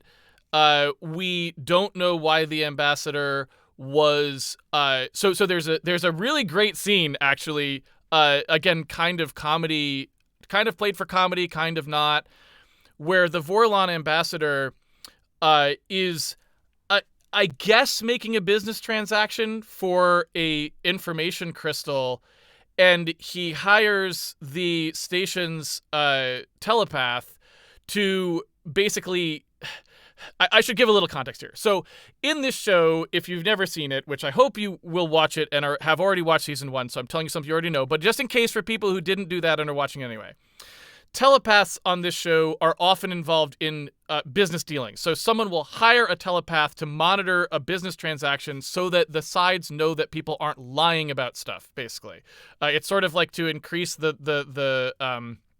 goodwill of the business transaction. You have a telepath oversee it so that you know that people aren't blatantly lying about something. Well, this happens with one of the Vorlon. The Vorlon ambassador has what appears to be a business transaction with another person, and there's a telepath hired to oversee it, as you've seen many times. But in this case, as you find out at the end of this business transaction, the Vorlon was actually hiring the telepath to see whether the telepath could do any scanning telepathically or not. And we have no idea why. So I don't know if that gets brought up again later either, but there's a bunch of things like that. We also see the Vorlon have an interaction with the Shadow in a hallway. He specifically tells their representative there, who you knew his name. I didn't know his name. You said Mr. Morden. Morden. I don't know if it's been mentioned yet okay. or not. So Yeah, Mr. Morden, there's an interaction between them as well. So there's tons of great Vorlon stuff in this first season, but yeah, I have no idea where any of it's going because we haven't really seen it yet. But you get the feeling that they might be on our side, but there's something a little bit sinister about them as well. Yes, perhaps. If not sinister, then at least they're certainly taking actions without asking anyone. Yes. And yeah, that's certainly something that's going to be explored quite a bit as the show goes on. There's a lot. There's the whole sense of the state of politics on Earth and xenophobia and how is the government responding and all this stuff. There's an episode about a labor strike, about a labor action. Yes. Which I love. I love that. I actually had that written down. I was going to ask you because I feel like this would be near and dear to your heart. What did you think about the depiction of the labor strike? I just love that episode. Okay. I mean, I'm not going to get into some complex political analysis of it. Yes. I like the spirit of it. Mm-hmm. I very much like Sinclair's solution of it. I find it incredibly funny and very Sinclair-like. Yes. To just think his way around in an odd way and find the solution. And you get the sense that it has cost him politically as well. Yes. That he's made enemies. Which he does. There's kind of consequences yes. already in the next few episodes from this. Yeah. I very much appreciate that. That episode is, if I'm not mistaken, let me see. By Any Means Necessary is written by Catherine M. Drennan, then the Joe Straczynski's wife at the time. Oh. And that's actually, I named one of the main characters of the Talos Principle, Alexander Drennan, after her. No way. I did not know that. Yeah, there's kind of references to Babylon 5 in pretty much every single thing that I've made. I think a lot of what I've made over the years couldn't exist without Babylon 5, or like I would have maybe gotten the same inspiration somewhere else in some way, but like it has meant a great deal to me. I've learned a lot as a writer from it. Let me look at the list again. There's the Holy Grail episode. That's thematically very interesting. The episode's a little wobbly in places. Christy Marks, who wrote that, has written a lot of video games. Oh, really? So yeah, she wrote Conquest of the Longbow and the previous one. Oh, okay. Come on. Conquest of Camelot. I was going to ask, was Conquest of Camelot? I don't think I knew. Yeah, those are Sierra games, right? Yeah, I think so. I remember them as old adventure games. Yes, Sierra Online. Yeah, because I think we're not. They had like Quest in the title, and it was Conquest was like them. They're branching out from only naming things Quest. Yes, they were a little different from the others. They were interesting games. That is the Holy Grail mythology. The whole Arthurian thing is also another element mythologically that is connected to the whole thing. So B5 is this mix of mythological imagery from a lot of different sources, obviously Babylonian, but there's Arthurian stuff in there, and then there's obviously some more Christian mythology in places. It draws on a lot of things, but it uses them in its own way. It doesn't just reference them, but it kind of reinterprets them, connects them. It does very interesting things there. And that for example is a way that I find it very influential for myself. Just the way that it has respect for all this material, but then also interprets it in its own way. I find that quite remarkable, and that goes on throughout the whole show. I also liked in that particular episode, the Holy Grail episode, I liked their take on, like, so again, it's very rare to see shows that tend to be consistent thematically, especially because you think about, like, well, there's like a head writer usually, but a lot of different people write a lot of different episodes, right? So the reality of the way that these things are produced have consequences, right? Like, and yeah, I mean, it's not a coincidence that season 3, 4, and 5 are seasons sorry, 3, 4, and 5 are all written by Joe Straczynski. I Like, heard they did all that. I haven't gotten to those yet. That's amazing, by the way. after a certain point, like he writes more and more with each season. Like season 1, he writes quite a few. Season 2, he writes more, and then season 3, he just writes all of them. That's amazing. Yeah, that's fairly rare, especially on American television, and at the time. Yeah, I think to like write so many as well, not just to write like some seasons of 6 or 8 episodes, but to write like 20. yes. And what I was gonna say about that episode is, again, like, they really don't take an obvious route with it. I felt like the Holy Grail episode was interesting because one of the things that I like most when people tackle religious issues these days in writing is I feel like it's very easy, especially in a sci-fi context, to be negative about religion, which I think a younger me would have probably thought was good, because I feel like, I've pretty much always been atheist. So you obviously, when you have a very limited understanding of things and how the world actually works, you tend to think about things like, well, if you believe something that is wrong or incorrect or can't be proven, then that must be bad or something, right?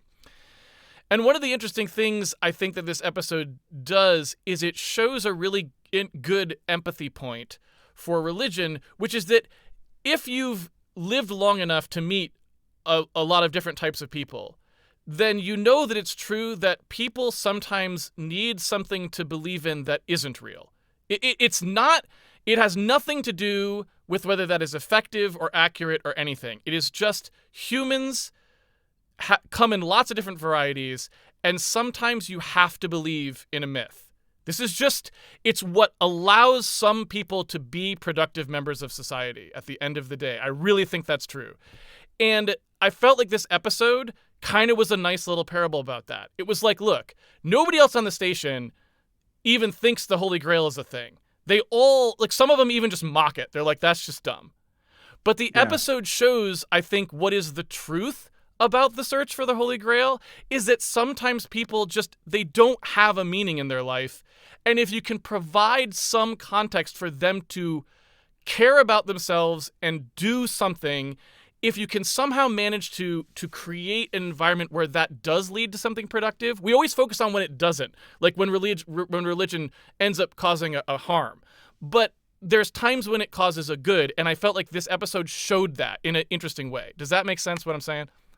Yeah, absolutely. And to me, it's very much okay. So the show is a show that's about time and about death, and it's very much about.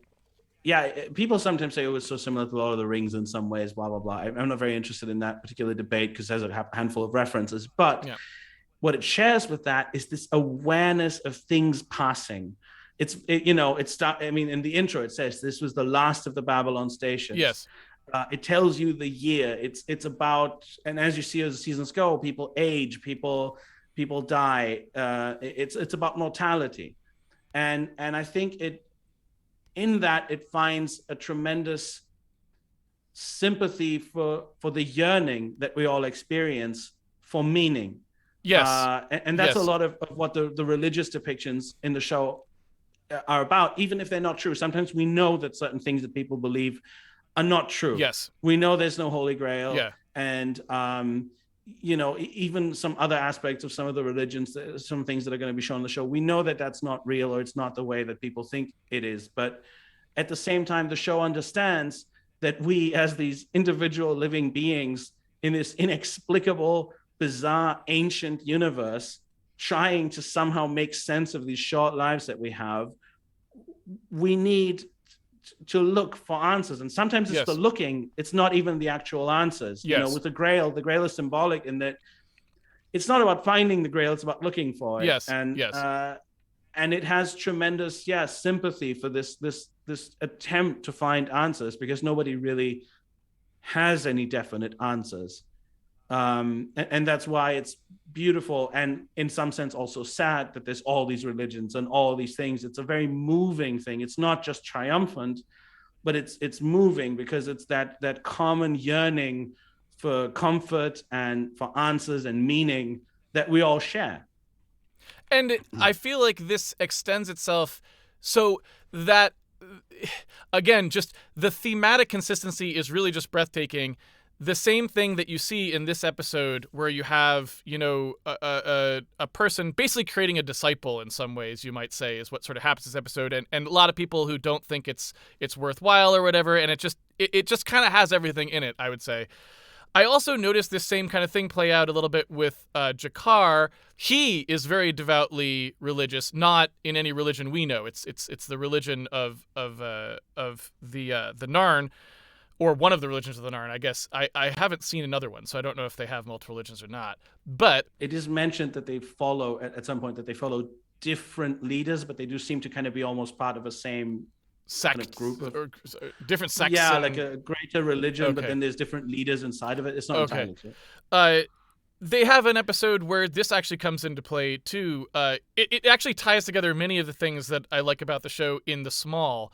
There's an episode, I don't know what the name of the episode is, but there was an episode where oh, you know what? I do know which episode it was, because now I'm thinking about it. This is what's so great about Babylon 5.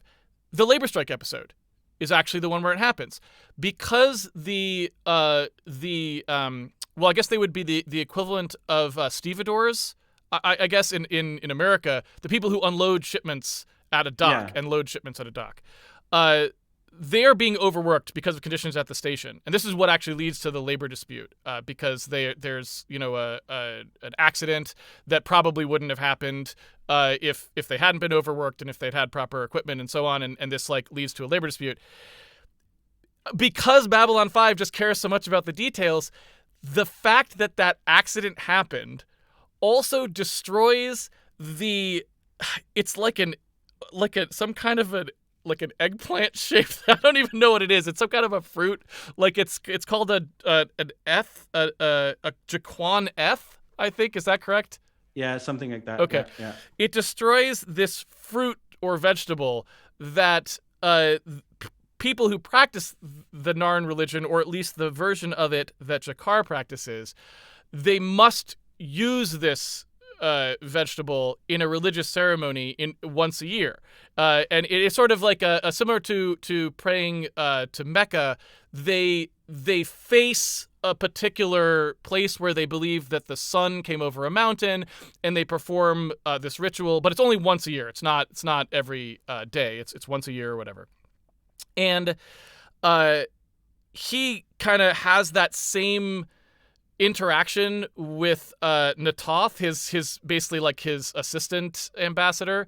The same sort of belief and not belief occurs in this episode as well, and with the captain, because the captain later kind of helps Jakar come around to what is really important about this. Is it really that you followed it directly, or is it just that you observe it and try to follow the spirit of it? So all of those things in the B plot of an episode that are and the motivating action for it comes from the A plot. I thought that was it's just great writing.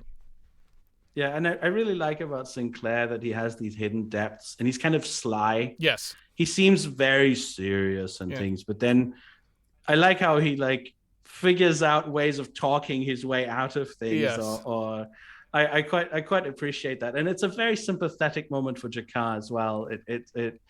It's yes, kind of lovably cranky how he is throughout the episode. Yes. And you start seeing a different sort of perspective of him, different colors of him. I like a lot of things about this show.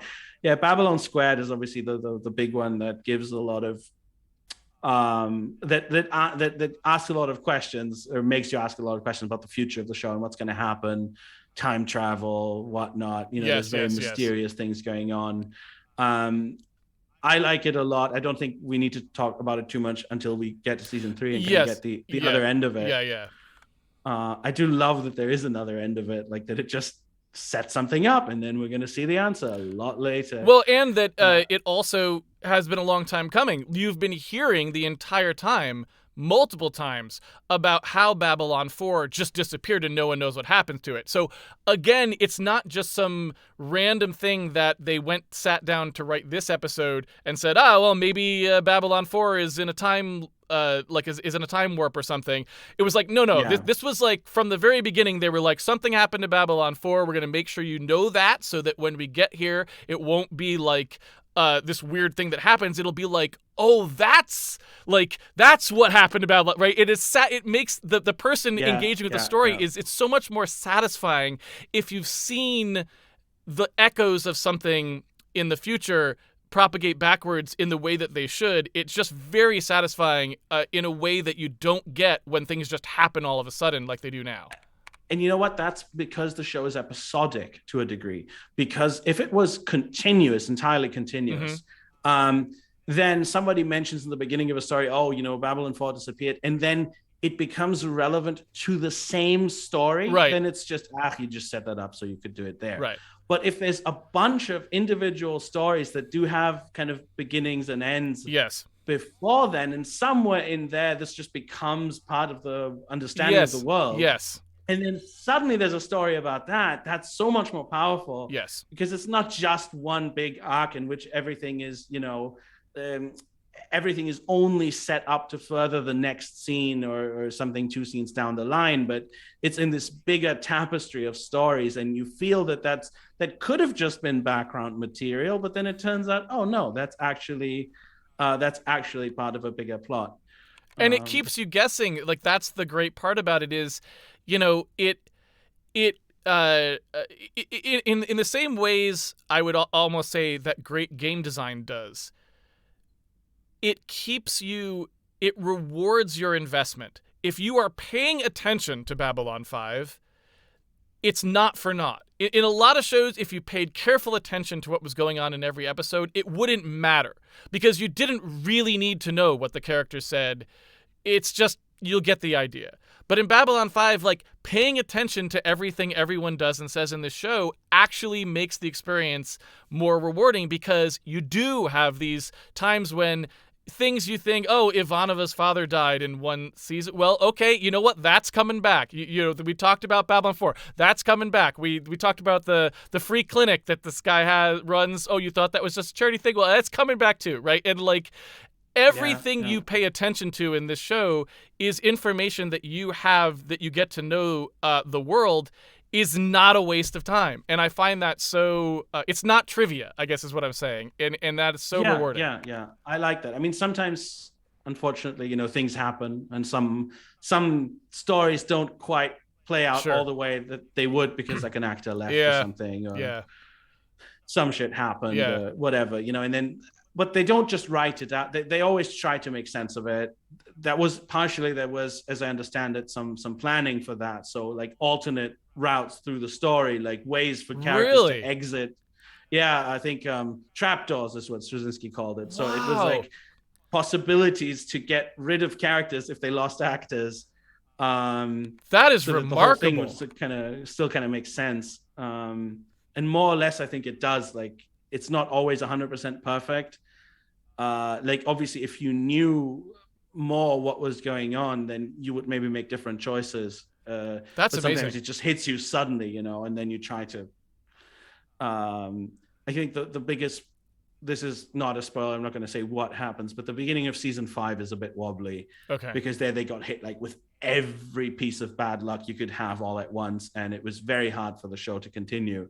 So there's a number of episodes that I think are not as strong as they should be, but then it finds itself again, thankfully, and continues. But yeah, a lot of thought went into planning the show. An enormous amount of thought went into having a plan before they set out, having ways to make things work, having ways to get out of problems again. And I think that's a lot of what makes it, I mean, apart from just really fine writing and acting and directing and all that, there's this attention to detail and to planning and thinking everything through and treating it as if it really was a consistent fictional universe that has its own rules. And that's a kind of respect towards the material. There's some very fine sci-fi shows that I love, but I do think that there's a tendency to treat the material less seriously. Like, people say, yes, I love writing sci-fi, but then when they write it, a lot of the time it's like, oh, whatever. Yes. Just hand waving and not really caring. And then fans go, but in this episode, that was established. And in this other episode, and they're like, whatever, it's sci-fi. And even now that sci-fi is really big and successful in a way that it wasn't back then, there's still a lot of that hand waving kind Oh, of thing all going the on. time, yeah. I mean, I have a very hard time. This is one of my problems with science fiction in general, is because for whatever reason, I don't get much of a bang out of the concept of sci-fi. So, like, some people just like sci-fi, the setting in general, like, anything that's in space or starfaring or whatever it is, they enjoy that setting, so they're getting a plus modifier on anything if it just happens to be sci-fi. For me, I don't really get any plus modifier, so I just come at it the same way as if I was watching, a TV show about just normal people on in normal everyday life. And so what you're describing is actually one of the things that makes sci-fi so hard for me, because it almost makes a sci-fi show less likely for me to enjoy it, because my brain is trying to engage with the science fiction part of the things that they say, but the writers don't seem to want to, if that makes sense. Yes, yes. No, I feel that very frequently, that there's a kind of almost contempt for their own work. I don't know, but Yeah. I feel very unhappy with a lot of it, and because I do get a plus, and I do like, I like seeing stories in space. There is an inherent appeal for me, but unfortunately, the negatives of the show, I think sometimes they're like, oh yeah, the fans will just eat it up because it has some space battles or something. But there's so much that's wrong with it that I can't enjoy it. And you know what? I can see all the flaws of something like the original Star Trek or the Next Generation, which I do like very much. But those have TNG, for example, has infinite flaws. Sure. I could talk for hours about everything that's wrong with it. Yes. But it does have, even if it sometimes wobbles, and sort of a vision, a core of belief in a better humanity and a better future. Yep. And that is so strong that just for the episodes that work, I'm so grateful that it exists. Like, I don't care about the bad episodes or the nonsense, because there's that. I mean, there's so much inconsistency and whatever, bad episodes.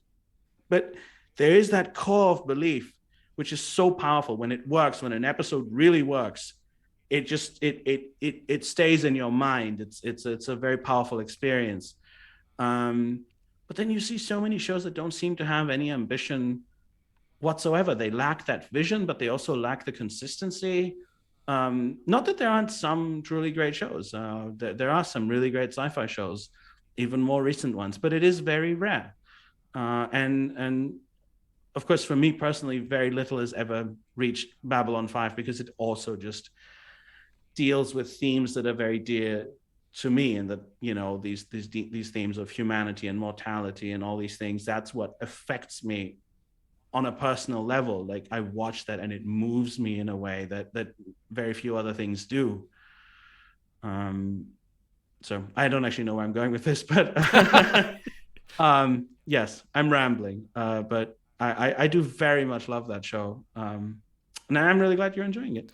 And I guess I would say, when we're talking about modern series too, like, the other things, there's two other things that Babylon 5 does that I wish people would, besides all the things we just said, there's two other things that I think are remarkable if you contrast them with modern series. And like the last modern sci-fi series I had the misfortune of seeing was Star Trek Picard. So I'll just point. Yeah, I'm sorry to even say the name. But just to give it sort of a background there, like, Star Trek Picard is a show that I think you used the word ambition. It has almost no ambition at all, right? There's really nothing in it. But to the extent that it does have an ambition, the ambition is to sort of have it does try to set up like a mystery, right? And it has a lot of like action in it, right? And when you look at something like Babylon 5, I think the part that I wish people would go back to and go like, this is what we strive to do, instead of what we're doing now, is Babylon 5 has basically no action in it. There's a little bit in the sense that there are scenes where people maybe shoot at each other, or there are scenes where there are space battles, but you never really care about the action sequences for the action. You care about them because the thing that's happening in them is important. Meaning, you know who is involved and what the outcomes might be. So to the extent that you care who shoots who or why, it's only in the thematic sense, which is the exact opposite of Star Trek Picard. There are no, in pretty much all modern shows that have these kind of action heavy things, usually action sequences, the outcomes are not relevant. So you go into them not really knowing what's happening, and you come out of them not needing to have known what happened in them. They're almost self-contained and irrelevant. I think Babylon 5 is a great example of, if we're going to ever have something where people are shooting each other, there's a good reason why. We know what the outcomes could be, and we care about what they're going to be, A. And B is they know how to actually set up a mystery. So rather than something like Star Trek Picard, where the idea is just that you can just say anything you want, and because you haven't explained it yet, it's supposed to be engaging, and then it never actually goes anywhere. I think Babylon 5 is almost like a gold standard for, this is how you really actually do mystery. It's building up a set of things that could actually work, and having an idea of how they will work that you see like shadows of throughout. And it keeps becoming, every answer leads to another question, and those questions keep working with themselves, right? And so I just feel like, yeah, I mean, it's too much of a glowing praise of the show, I'm sure. But it's just like, I feel like even the things that modern shows ostensibly are trying to do, they don't do. And Babylon 5 actually kind of does. Yeah, I think that's, I mean, look, I love this show very deeply. And I don't mean it in a, without wanting to sound condescending, I don't mean it in a fandom kind of way necessarily. Like, I don't fetishize any of the, like, I don't want to dress up as an Earth Force whatever person. Sure. Not that there's anything wrong with doing any of that, right? But as a work of art, of literature, of whatever you want to call, of television, of storytelling, it means a great deal to me. It means a great deal to me in the same way that some amazing books and classics do, because for whatever flaws, and there are flaws, there's just such a core of something so serious, such an attempt to do something good. Yes. And that shines through, and it gets better as it goes as well. So it gets better at doing that, because it's obviously something, it's a show made in the margins. It's a show made on a tiny budget, not even like from, in a very weird way, how it was arranged financially, so that basically it had very little oversight. Yeah. In an old hot tub factory. Really? Oh, wow. It's just they managed to find kind of a space in which they could get away with making this, and then they just went all out trying to make the best thing that they could. And in places the technology wasn't there, and then they got into trouble with this or that, and they couldn't do it. But there's such a purpose to it. There's such an artistic purpose, a drive to tell this specific story, not just to be gonna do a space show. Yeah. And Picard is just like patting itself on the back for having a character say "Shut up, Picard" in a show that's about Picard. And we're supposed to like him, but you have the sense that the people writing the show don't even like him. Yes. And then it's like, oh, let's go to this utopian future and what it promises, and there's like homeless, and one of the characters is like homeless crack addict. Yes. And you're like, what? Yes. Do you hate me? Do you hate everything that I like about this? Are you deliberately trying to just destroy everything that I care about and that made this what it was? Like, I get if you do a Battlestar Galactica themed something and everyone is miserable and awful, but this is Star Trek. Have you missed the point of the entire thing? Yes. And well, the answer is yes, they did miss the point of the entire thing. Yes. And B5 doesn't have that. It is made with a real purpose. And another thing I have to mention, since we're talking about it, I love the music personally. I love the music of it. Really? Yes, I love, and it builds and it builds, and it has themes. It has a sense of atmosphere. You're watching the show and you know that you're watching Babylon 5 because it sounds like Babylon 5, and it has scope. And also when it then brings the theme back, you recognize it and it moves you. I quite like that it's this big space opera on that level. I'm very, very fond of that. And it has moments, maybe especially later on, that are very moving because of the music, where it combines music with images in a way that is very cinematic, let's say. That's maybe something you'll see more as you go. Okay. In the later seasons. But for me, that's I rewatch it and I watch shows. I mean, there's some shows with great music nowadays. Yeah. Don't get me wrong, Right. but my God, sometimes I watch stuff and it's just silence in ways that are not right, where I'm like, just give me some texture, give me a little bit of atmosphere, not just scene, other scene, yet another scene, we're done. Yep. Coverage, right. The end. Yep. I'm complaining a lot about modern television, but the truth is I don't get on that well with it. I thought there was a phase where things really kind of picked up, and now I don't get on with it very well. I feel like everyone says we're in the golden age of television, but I think the golden age was like 10 years ago. I think the production values have gone up tremendously, but the writing quality has I almost might say stayed the same, in the sense that if you went back to something like The $6 Million Man, where he fights Bigfoot or whatever, we seem to have we've gone back to that in a lot of ways. Yes. But so we now have The $6 Million Man versus Bigfoot, but with a $10 million per episode budget is where we ended up somehow in this really bad state. Yeah, and I think there was an in-between phase. There was. There were more ambitious things, and they weren't as, they didn't maybe have all the money of the shows now, but even in like 10 years ago or something, there was a more ambitious phase as television kind of became what it is now. There was a phase where I was very impressed with a lot of stuff, and there's still good stuff being done now. I don't want to be all negative because there's some really, really great shows. More so that I see more great television shows than I see great movies. Yes, yeah, for sure. But still, I sometimes do feel that it lacks the ambition and the conviction of Babylon 5. I think conviction is a very big part of it. The belief that it matters to tell this story. Mm-hmm. Yes. Not whatever symbolic things inside the story as individual things, but just the whole thing that this is an undertaking that is important.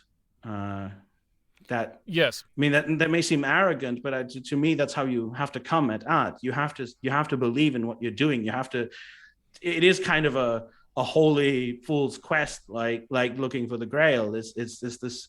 You have to have this bizarre belief that you are intended to do this, or you must do this. It has to be kind of a calling. And I think Babylon 5 is made in that kind of spirit with a lot of belief in it. And it's so rare that you find something that has that quality. And I'm always looking for it. I'm always incredibly happy when I find something that has that. Well, and I think part of it too is that the paucity of that seems to be troubling, because obviously, you can't really expect to have that all the time, because the world is not exclusively filled with great artists trying very hard to make things, and that's fine. I don't complain about eating a Reese's peanut butter cup. Like, it's fine if you also know that sometimes you can make a homemade meal or something. Right? It doesn't have to all be one thing, to be sure. Yeah. But the problem is we seem to be having like a vanishing amount of it, and I think maybe part of the thing, to bring this back to optimistic visions of the future, I think maybe all of us like to believe that what we grew up with was where we started, and when we're older, it's going to be better. Like we're going to like there's going to be more Babylon 5s in the year 2020, not less, right? Like we're not gonna we're gonna oh Babylon 5 was great. We're gonna have more of that, and people will try to do that, and that's what we'll be working towards. When in fact, it seems like more we went kind of the other direction. And now, I mean, I think I brought up the Home Alone example before. Now I think it's gotten to the point where it's almost impossible to see a big budget movie that anyone wrote with any thinking at all, really. Like, I can't think of the last time that happened. I don't know, maybe you can, but I can't. It's very, very rare, Yeah. unfortunately. And I don't even entirely blame the writers, because I know the conditions that they're working in. Oh, they're terrible. Yeah, they're terrible. Just they don't have the freedom Yes. necessarily to do anything. They're being told what to do. Yes. And they're also working in an impoverished environment artistically. Yes. Where everything is just superhero movies. And I say that as someone who would love to watch 3 superhero movies a year. Yeah. I enjoy that, that kind of story every now and then. Yeah. But when it's everything and there's one type of story that you Yeah. can tell, essentially, Yeah. Man punches other man. Yeah. It's incredibly difficult. And people, again, they manage to do some things in the margins, but I feel that the margins have gotten a lot smaller. Yes. For cultural reasons, for financial reasons. Yes. There's a lot of things that work into this. I don't think this is just, humans have gone bad or something, but the conditions have become increasingly hostile to just something like this. And the question is, since there's maybe going to be a Babylon 5 remake now, so I don't know if you've heard this. I don't know how to feel about it. I did hear that, and of course the series isn't yet near and dear to my heart, so maybe my reaction is less strong than it would have been. But as I'm growing more fond of Babylon 5 as I go through it, I both can see how somebody who loved this series, they could get together and make a great remake of it. I can believe that could happen, but I am also terrified of what might happen because of what I tend to see. Well, I mean, the person doing it is Joe Straczynski, so. But that's not what that means, right? Like I totally get that the person who might be nominally in charge. No. I'm 100% sure of this. Like, this is him doing this show. Like, he is writing it, and he would be if it gets the okay, he will be the showrunner. But again, what does that mean nowadays? Yeah. How much and I have very complicated feelings about this, because I fully get the idea of I mean, what he's intending to do is basically to do a new show that picks up from the same concept, but isn't the same show, because it's not going to have Jakar in it or any of those characters, because nobody could play Jakar except Andreas Katsulas. That's impossible. I see. So it's kind of like it's a new show with the same setting or something like that. If it happens, then I guess I don't know how I feel about that, because so I don't necessarily agree about the Jakar thing, right? And let me say why. So, as much as I don't really particularly enjoy the modern Batman movies, I would have said that the Joker was Jack Nicholson in cinema. Okay. And Heath Ledger was fantastic. So this is why I say there is a version in my head where people make Babylon 5 again, and it's great performers who had a special place in their heart. People like you who saw this as a child and were like, I want to play one of those characters, and would bring something new to it. I could totally believe that would happen. A new version of Babylon 5 that's the same setting, maybe they catch lightning in the bottle twice. I don't know. What do you think that's possible? I think it's possible. I think it's a huge artistic challenge, but it is. I am happier to have that than to have a real remake. Okay. I would feel terrible about an actual remake with the same story. That would just be weird and wrong to me. And I think once you've seen the whole show, you'll probably also feel that nobody else could play Jakar, because what makes Jakar is Andreas Katsulas on some very important level. And the same is true. Like, nobody could play Delenn in my mind except That's probably Mira true. Furlan. That's probably true. But somebody else could play an interesting ambassador from the Nan or the Minbari or something. That is possible, and history could move in some other way that I'm interested in. I have thought about it recently in the context. There's so many remakes of things nowadays and reboots and whatnot, and I'm always interested. I think I'm interested in the ones that take a different path, the ones that say, you know what, this is a great starting point, and I want to make something new with the same concept that I'm okay with, rather than I'm just going to make the same thing again when the original thing was perfectly fine. That I hate when they do that. But maybe if you do something new with it, and it is Joe Straczynski, who is a very, very accomplished writer, and I think who takes his work very seriously and has walked away from shows before when people messed with him too much. So there is hope that it will be good. But I think I wonder, will it be possible? Will it be possible? And I have a lot of faith in Straczynski that he's going to try his best, and he's going to really, really take this seriously. But maybe there is space to do it again somehow. That would be wonderful.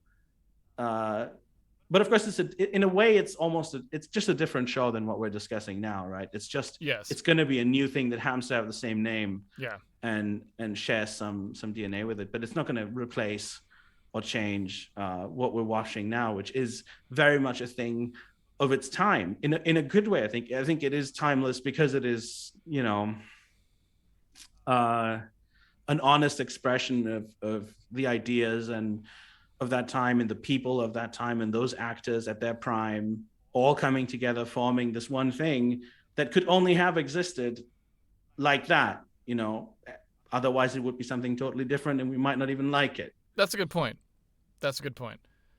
So I guess that's probably as good a place as any to wrap up. We've covered a lot of stuff in season 1. I guess I would just end by saying, is there anything that we didn't end up touching on that you came into this conversation thinking you might want to talk about? Because like you had requested, we kind of went with my reactions as the starting off point. Were there any reactions I didn't have that you thought I might or would have wanted to talk about before we end? And obviously, if we do this again for season 2, we'll have a chance to talk about more stuff, but things that are season 1-ish.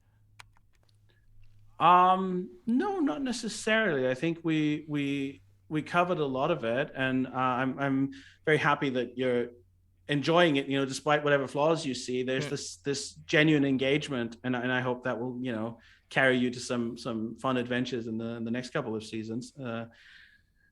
I'm very curious because season 2 is very similar to season 1 in some sense, but the intensity just keeps ramping up, and then the show really starts changing. After that, without spoiling anything about, how it happens. But there's this big introduction and then a bit more introduction, but then already things are changing. Is there anything else in particular? I'm sure some stuff will come up as we talk about it. Like, I really like the character of Bester, for example. Yes. Bringing Walter Koenig back from Star Trek, and to do, I think, his best part that he's ever had, because Bester's a fantastic character who's gonna be around quite a bit. Yeah, he's already come back again once in what I've seen in season 2, and this is again, just I keep saying the same thing, but he's mentioned multiple times too in episodes he's not in, which again just keeps it just always keeps it so engaging. You feel like people are really thinking about what's going on in this world when you're not even seeing them. Like, you feel like they're living an actual life on this station and things actually happen. It's so rich in that way. But yeah, there's the sense also that there's entities that we can see, like we know what the Centaurs are more or less up to, the Nun. And then there's also other entities that are acting, and you get the sense of them acting, even though you don't necessarily see them, but you have the sense that things are happening all the time, that they continue to exist even when they're not in the episode. The Psi Corps and the Home Guard and the Shadow, like, they're constantly having these sort of things even before they become real, like, parts of the plot. They're always in the background in this very satisfying way, which I think also, again, leads to that. it leads to the big events in the show feeling a lot more satisfying than they otherwise would, because they feel like they've been there the whole time and you want to see a resolution or a conflict. So you want to see what's going to happen, as opposed to it just being sprung upon you for that reason. Yeah, yeah, yeah. I think that's a big part of why, the very often I find myself kind of melancholic and talking to my wife, and I'm just like, I want to watch a show that feels like a place again. I want to Yes. watch a show where when I'm watching it, I'm there. And Yes. for some hours of the day, I'm not here. Yes. I'm not in this. I am there. Yes. And I'm experiencing it. And any show that accomplishes that for me, no matter what flaws it has, to me is transcendent. It's kind of Yes. magical. I'm watching it and I'm in a different world for a while. And I yearn for that like you can't believe. Like it's one of the things that make me sad in my life, that I can't find more things that have that quality, that I really experience in such a personal way.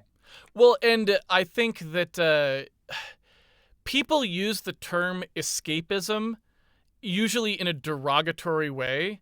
But one of the things that I always think is that's because what you're talking about when you talk about escapism is actually not real escapism. The real escapism, where you really feel like you were transported to another place and were there, is actually one of the most difficult things, it seems, for writers to accomplish, especially today. So if I ever said that something was good escapism, that would be a tremendous compliment today, because it never feels like that. It always feels like I'm watching a show, which is, yeah, I 100% agree on Babylon 5. It's like, it feels like I'm just there on the station experiencing the stuff that's actually happening, and it's just so rare that you really get the opportunity to have that suspension of disbelief again, because there's just so much wrong with most writing that you can't really suspend your disbelief for that long.